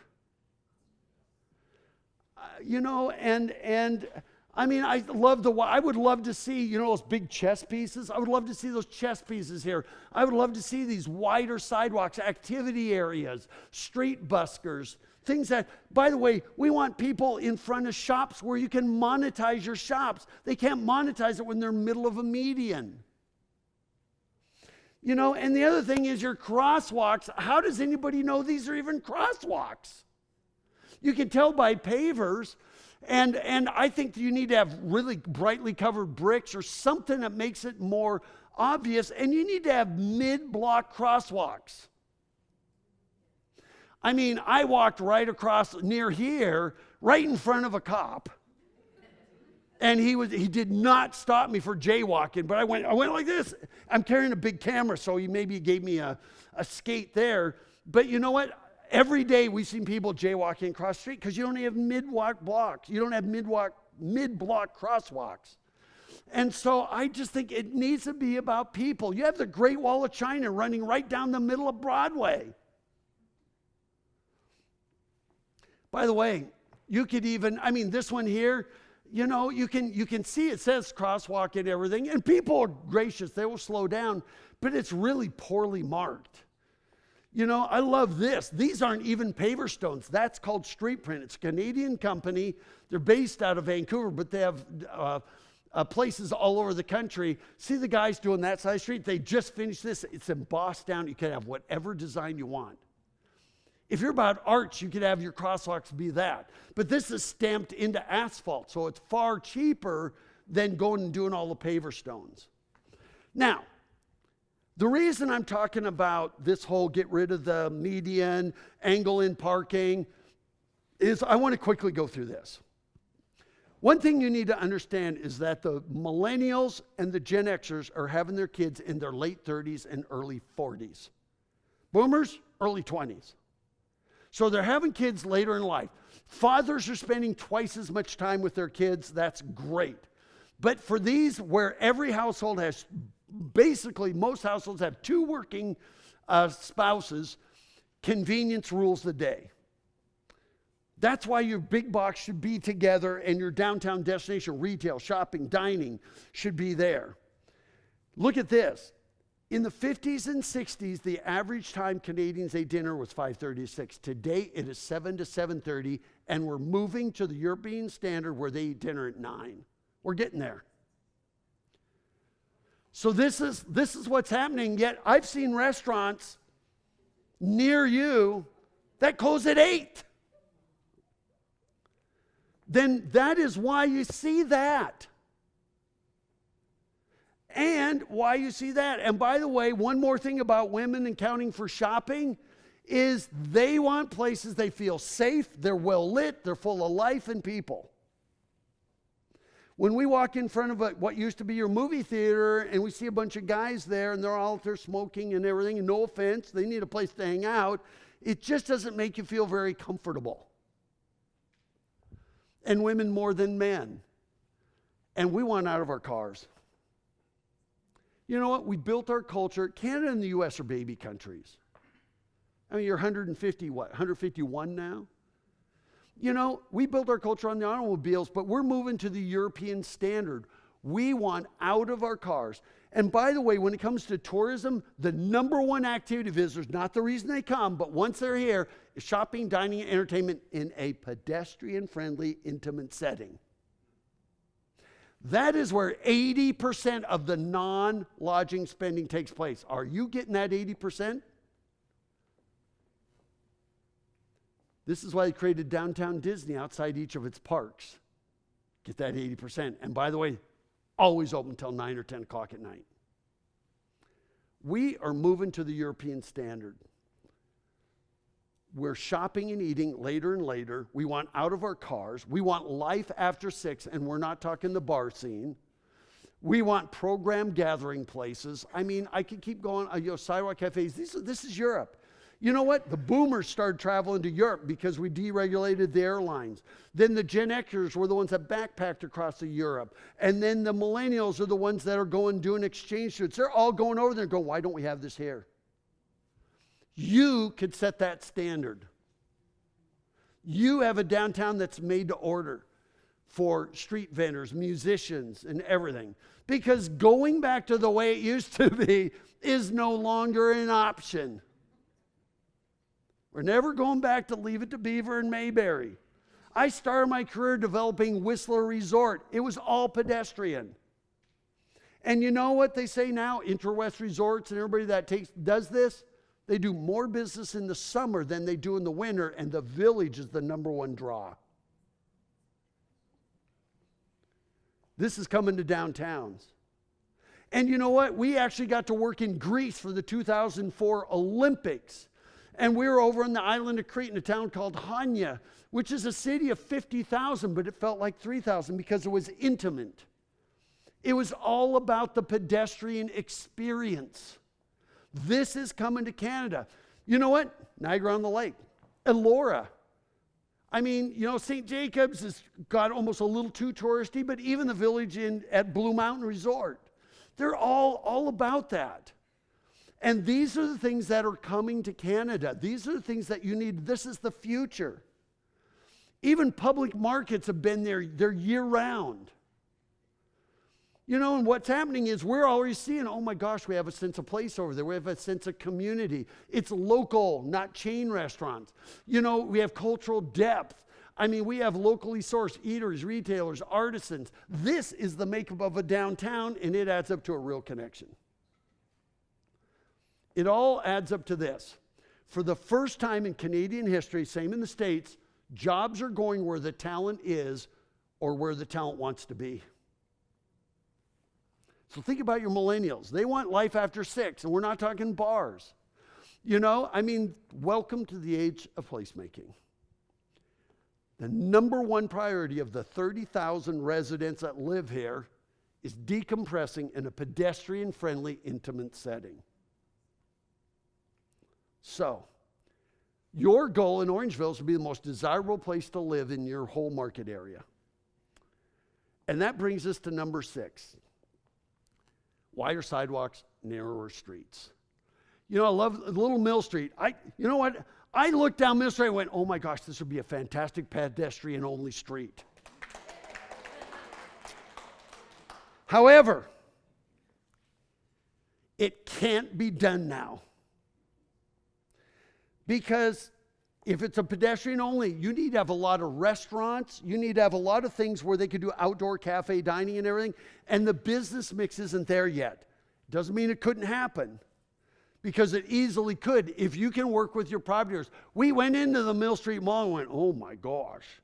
I don't know what you do with that. but it needs some help. But we just kept going, okay, at the other end, fantastic. That is a perfect gateway, but it's at the other end of Mill Street from Broadway. That is perfect for pedestrian. And right across the street, this is perfect. If we could just get that and go around the corner. So in this case, there's only one other little restaurant here, Taste of Asia, I think was the only other one in that whole block that I saw.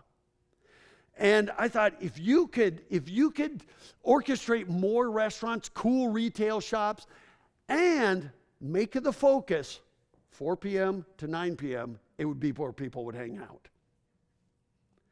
But closing, by the way, you never close off streets to traffic until it's so busy you have no choice, or until you need sidewalk cafes, you need gathering places for people to hang out. So little bistros, microbrews, all of those kinds of things in this little street would be fantastic. And then it's worth the walk. This renaissance has already begun. This is 3rd Street Promenade in Santa Monica. It's where Southern California goes to hang out. New York City has closed down 60 miles, not kilometers, miles of lanes of traffic. That used to be a taxi lane right through the middle. 60 miles.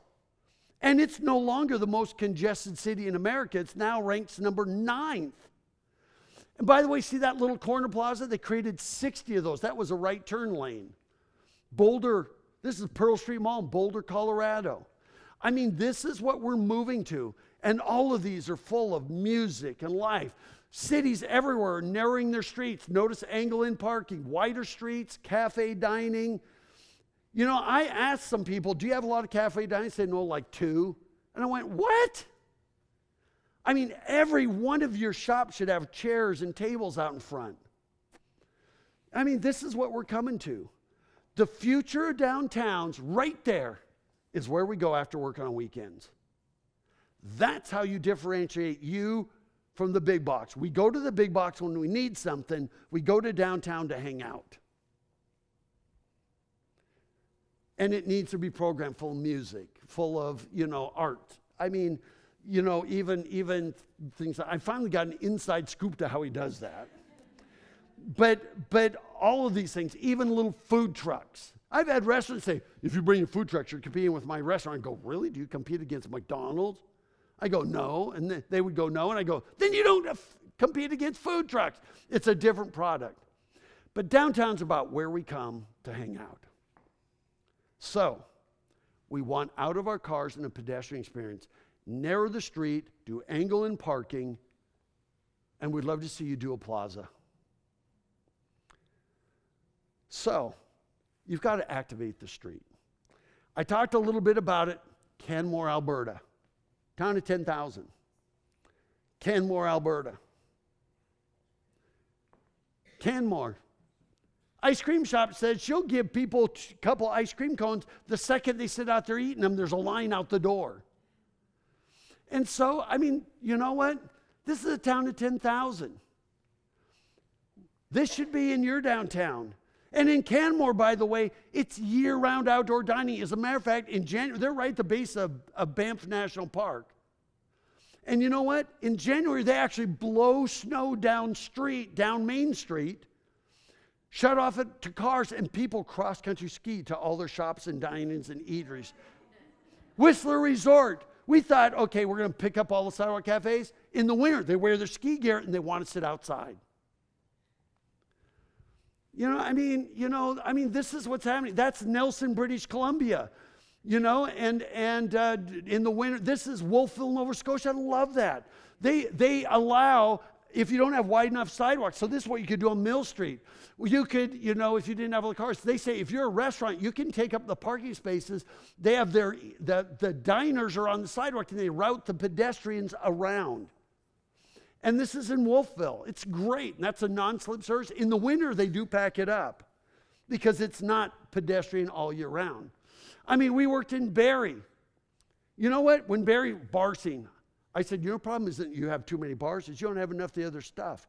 I said, you should allow your restaurants to do outdoor cafe dining like that. And somebody said, oh, we don't allow that. And the guy in the city says, sorry, we do. So the owner of the British Arms Canada said, Roger, put on a baseball cap, put on some glasses, go into City Hall and try to get a permit for me to do an outdoor cafe, outdoor dining like that. I walked in, and I said, yeah, I'd like to get an outdoor dining permit, take up a parking place for British Arms. I said, well, plan on taking 10 months. You're going to have to spend about $15,000 for architectural and engineering drawings. I mean, the guy was so negative, I went, no wonder. I went to a city council meeting, and in 15 minutes, it was all changed. If you bring us a drawing on a napkin, it's good enough. Here's a list of rules. You have to have storm drainage. You have to have reflectors. They said, here's a list of rules. We'll give you a permit in 2 weeks for $250. Within 1 year, they had 14 restaurants with outdoor cafe dining, and people in Toronto have not heard about Bars and Berries ever since. Changed everything. I took that before the restaurant was open. But when I see these little places, I go, oh my gosh, I'd have buskers in there, and I have street performers in there, and maybe you do during the summer or on weekends. I mean, right outside the music store, I'd make sure I had entertainment there during the summer. It is a music store. You know, I could see adding tables and chairs in these little places, even if it's not a restaurant, just to bring it downtown. But then we sat there, where do we put a program plaza? This, we thought, could we do it right here? But the thing is, with a plaza, we need to have commerce on the plaza, which means we need to open the sides of these buildings so they have outdoor cafes on the plaza. Plazas need to be monetized. And one of these, I think, is a bank or something, and it's a little bit small. So then we went over and saw, here's a good candidate. And if we could open up the sides of these buildings, we wouldn't lose that many parking. Maybe we could do something there. I mean, we'd lose 1, 2, 3, 4. It's a little bit tight, but if we could get these to open up on it, if there was restaurants in them, open this up, maybe that would work. And I kept going, you know. Oh, yeah. So, here's part 2 that's going to get me in trouble. I thought, what if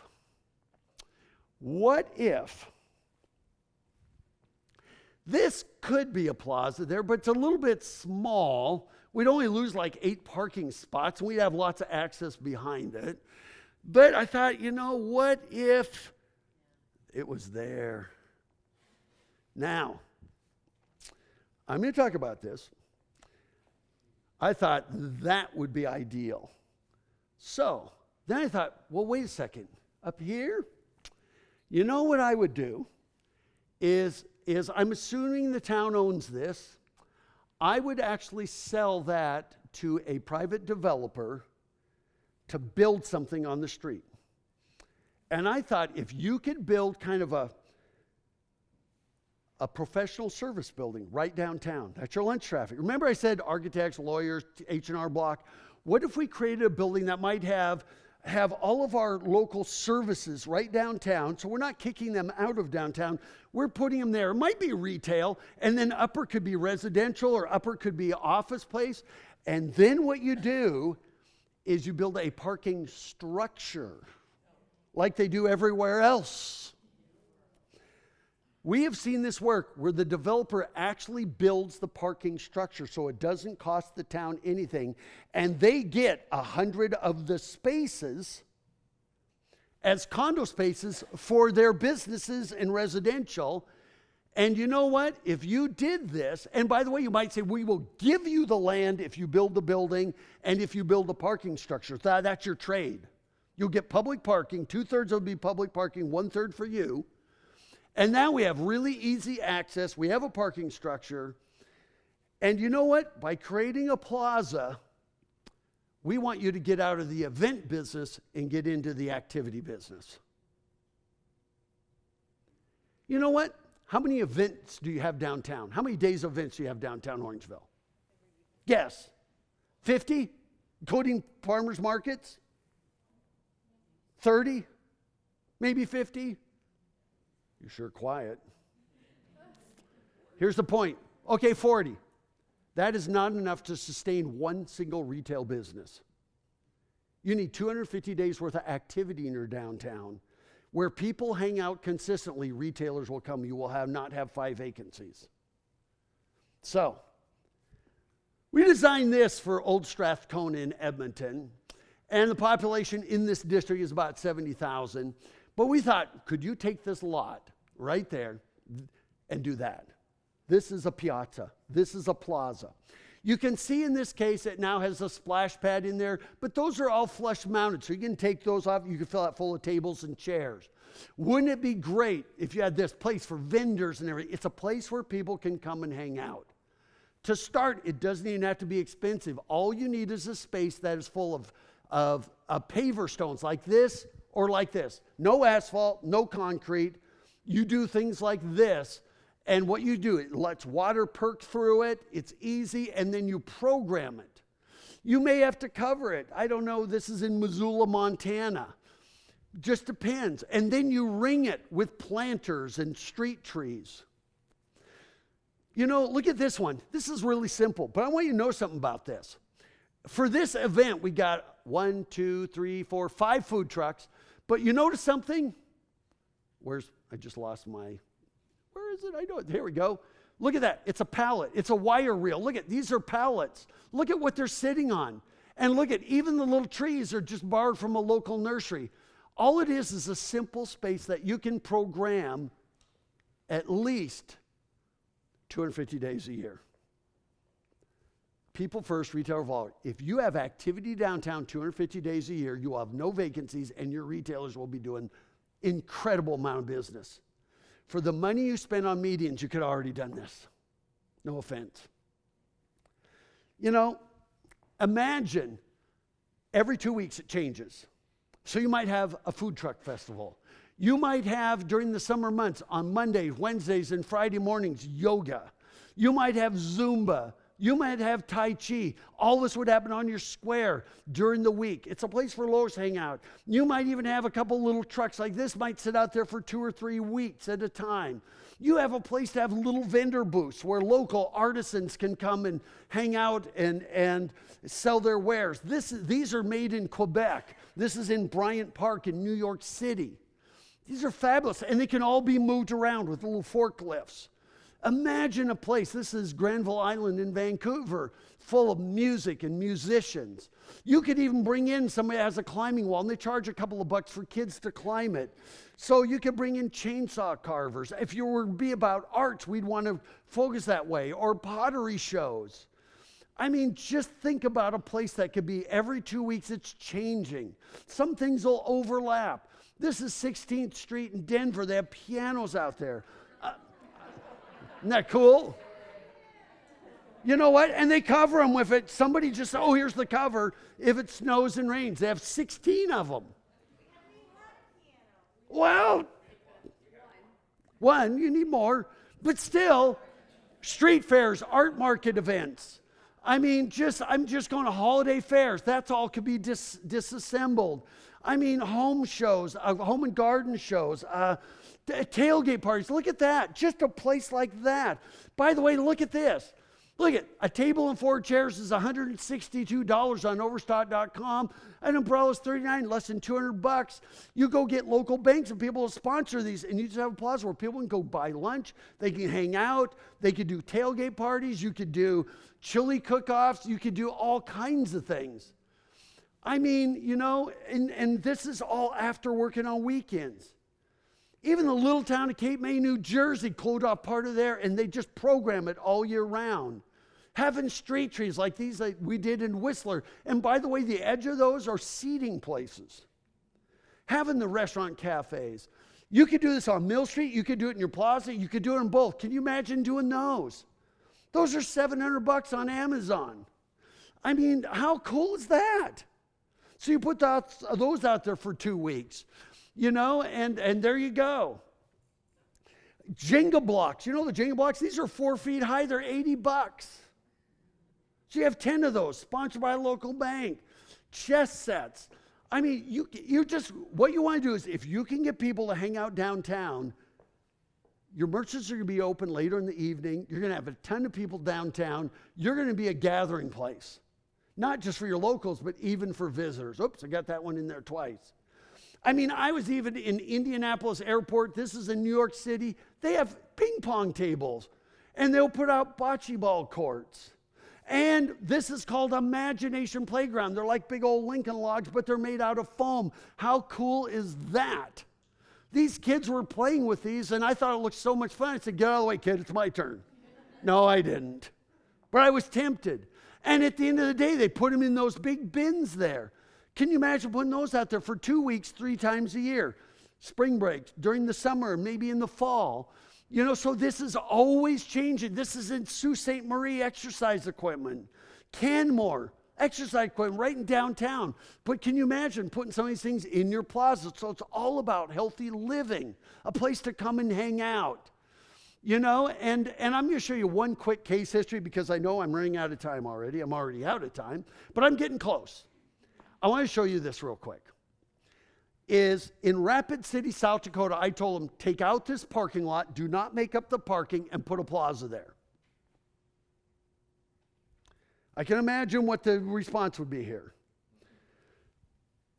And I said, tear out that Sears building right there. It was full of pigeons. I get a call from a guy who said, Roger, we're not tearing out that Sears building because I just bought it. But I also gave the city $2 million to build a plaza in that parking lot. This is it before. This is it after, on a Sunday morning. That Sears building is now full of restaurants and everything, and he gets twice as much per square foot rent as anybody else. That was a good investment. And by the way, you can see they have it fenced off. They're having a beer garden there. You can see where that Sears building is. You can see part of the stage over there. I mean, this place is incredible. It's got, you know, all these gatherings. This is a splash pad back there on the other side of the fence. It's shut off because they were doing a dog show there. They're showing the police were showing how the dogs are trained and everything. I mean, they just program it. So there you can see where their splash pad is, people watching the show, and there it is when the splash pad is going. So here's the deal. That splash pad is an activity that runs 120 days a year. There's another 120. There's 240 days worth of activity in your downtown. Now, in Rapid City, they make $130,000 a year just renting ice skates, and they have to dole them out because it gets too busy. That's 8,000 square feet, so about half the size of a hockey rink. And it's just recreational skating. They have beginner skates in there and everything. And by the way, okay, you're not going to get that kind of money in Canada because everybody's born with ice skates on. But still, you can just see, that's 240 days out of 250 days a year. And then at night, they've got the LED lights and music. Look what somebody wrote. They do movies on the square every Monday night. The average attendance is 3,500. Somebody wrote on social media, I grew up in Rapid City. It was never as cool as it is now. Downtown businesses complained, you take away the parking, you're going to kill my business. I said, make me a list of the 25 businesses who complain the most. And 14 of them, I actually got to talk to the owner. And these are people that complained about doing it. We're going to lose the parking. You're going to drain people out of our stores. 14, all of them, that I was able to talk to and say it's the best thing Rapid City's ever done. I mean, no retail vacancies, lower turnover retailers, businesses open later in the evening. Many businesses continue to break sales records. And within 2 years of this plaza, the average age of a person buying a home dropped 12 years. It's now for conferences, conventions, and trade shows.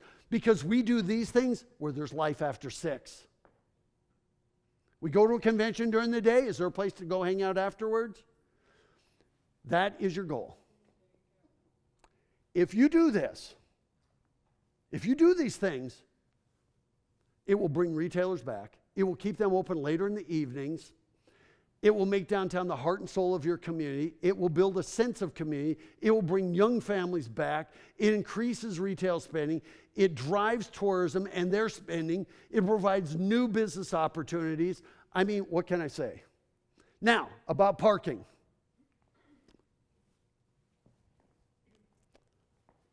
We want you to get rid of all this parking here in front of Shoppers Drug Mart, Scotia Bank. There's a mall back there. We want to get rid of all the parking. Oh my gosh, you should have seen the uproar.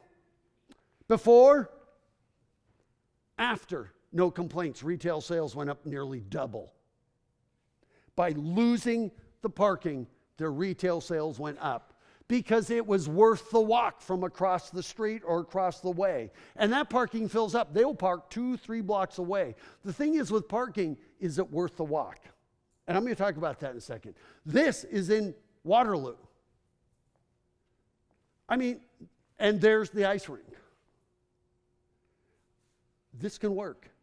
And the last one. Okay, here we go. This is not how you end on a high note by talking about parking. But 2-hour parking is a good way to kill a downtown. Now, here's our rationale. We cannot get our merchants' employees to park somewhere else, so we're going to punish our customers instead. Really, how's that working for you? This morning, coming here, we pulled down side street, 2-hour parking. Pulled around back, 2-hour parking. Went clear around the block, around the way, 2-hour parking. 2-hour parking on the street. So we did finally park across the street. But then we're having to do the gauntlet across the Great Wall, right? Just to get to here. There's no crosswalks out in front of the Opera House. And so, you know, here's the deal. We're not opposed to 2-hour parking as long as it says 2-hour parking, all-day parking, next left, next right. Always give us 2-hour parking. Always, every single place where it says 2-hour parking, say, here's the alternative. So that's how you get around that, okay? I mean, this is great. 2-hour parking here all day, straight, left, right. Somebody put a sticker on that one. And parking does not have to be free. It just has to be worth it. So if you build that parking structure, you should charge for parking. I love what they did in Walnut Creek, California, where what they did, let's see, what do we got? Revenue should be, if you do that, should be reinvested back in the district. Walnut Creek, they charge $1 an hour for up to 3 hours. After that, it's free. You know what people will do? They'll be there for 2.5 hours, say, we should just hang out longer because in half an hour, parking's free. And they spend more money. It incentivizes people to actually stay longer. So, this myth, you take away parking, you're going to kill my business. If any merchant ever comes up to you and says that, here's what you say. Oh, is your business not worth walking 2 blocks for? End of argument. But I've heard this. Now, we are here in the middle of the week in November. We had no issues ever finding parking. I don't know what it's like on your weekends. I don't know what it's like in the summer. You have a downtown that's worth walking 2 blocks for, as long as it's easy to find. And we know about it. You have parking, but we don't know if it's more 2-hour parking or if it's all-day parking. The signs just say P. They should put all-day P, and then we'll park, and then no problem. And so, you know, the whole thing is, let me give you a couple arguments. The average shopper at Walmart parks 200 feet away from the front door. Average. That means half of them are walking more than 200 feet. Yet they have no problem walking all that way to the front of the store and all the way to the back of the store to buy a DVD or Blu-ray. They just walk 2 blocks. The average walk for anybody at any mall is usually an average of 4 blocks. I mean, this whole thing is a myth, not a reality. Disney, the average walk from a parking space to the tram is 2.5 blocks. I mean, it's just this whole argument of that is not founded in reality. And you know what? Here you go. If you got rid of that median and you did angle and parking and you built that parking structure with retail or whatever on the front, so you didn't have parking on Broadway, look at what you would do right there. Right there. So, in closing, downtowns are critical to your success. The heart and soul of any community besides people is your downtown. But if you don't hang out in your downtown, neither will visitors. You have a fantastic downtown. You just got to bring it to life. And by the way, downtowns are back and in a big way, and more important than ever. The days of suburban malls are coming to a close. 1/3 of all the suburban malls in the US and Canada will close by the end of 2019. Because we are moving away from Macy's to Etsy. The shops you have in, Fromage, Dragonfly, those are things we can't get on Amazon. You're never going to outcompete Amazon. 50% of all Canadian households pay to be Amazon Prime members. 50%. You can't outcompete them. But downtowns are back. The future of downtowns is where we go after work on weekends.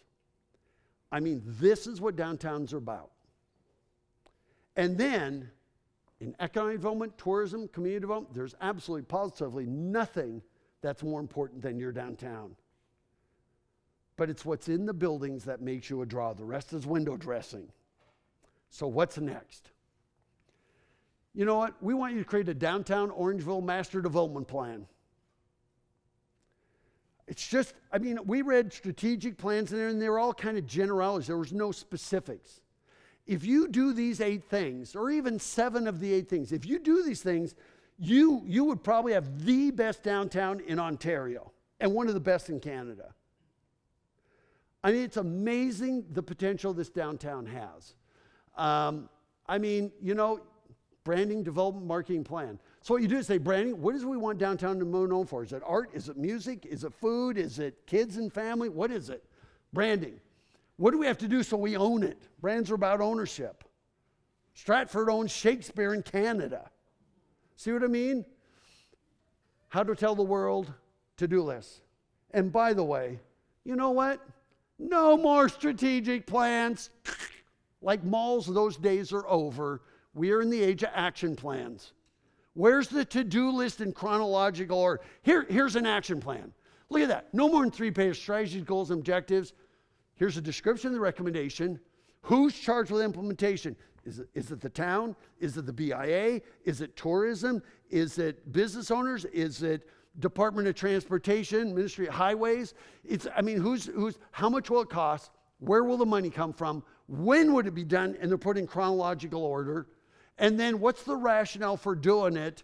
And how do we implement it? I mean, when you do this is an action plan, is like this. Even the table of contents is a checklist. I mean, these action plans never more than there's Okotoks, Alberta, never more than 100 pages. Cut to the chase. Don't give me a bunch of generic, we need to collaborate and all that stuff. Get to it. We need blade signs. We need to address parking. We need to address median. We need to address beautification. You know, what you got is fabulous. From the tree sculptures all the way down. I got a kick out of this. There's nothing like a guy wearing boxing gloves walking in to get his taxes done. I thought that was just too priceless. I mean, what you have is so amazing. You know, I keep going, no, that's a traffic sign. I don't even know what that means or what it is. I'm just going, it's such a gorgeous building. You know, I mean, I love having the library downtown. I mean, it's just, what you have is incredible. I might have been a little bit tough on your downtowns because you have more potential than 99 out of 100 downtowns in this province, let alone across the country. I mean, look at this building we're in. I walked in here yesterday, or the day before yesterday, I was going, oh my gosh, there's not a bad seat in the house, except for I'm probably blocking your view, right? And so what you have is flat out amazing. So it's not like you have to start over. Everything that I provided here, except for like 3 things, was low-hanging fruit. I mean, the heart and soul of everything is your people. And that's what downtowns are about. You know, how many of you remember Petula Clark? She looks pretty good. She's 84 years old. And you know what? She still sings that song. You know what she said? She goes, it's so amazing when I go and sing a song that I sang 64, 74, 84, 94, 04, 40, more than 50 years ago She goes, my audience will be full of people in their 20s and 30s that know every word because it's what they long for. I mean, what you have is flat out. It is the heart and soul of your community. So what you do next? We are going to send this assessment to Allison and the BIA, and we want them to create a Destination Orangeville team.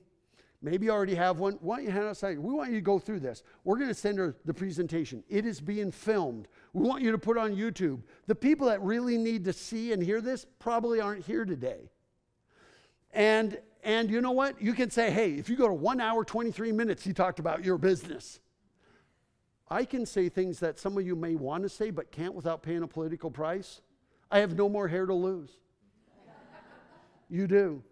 And so you turn suggestions into recommendations. This is meant to be a conversation starter. It's meant to make something happen. You've got a great downtown. You don't have to start over. You don't know how many towns I went to right next door in Wellington County, where it's like, where do we start? Now, they've done a good job in Elora, and we just had the Come to Jesus meeting in Fergus. I said, if you don't go for the Scottish theme, Kid Carden's going to take it. So they decided to get off their duff and make something happen.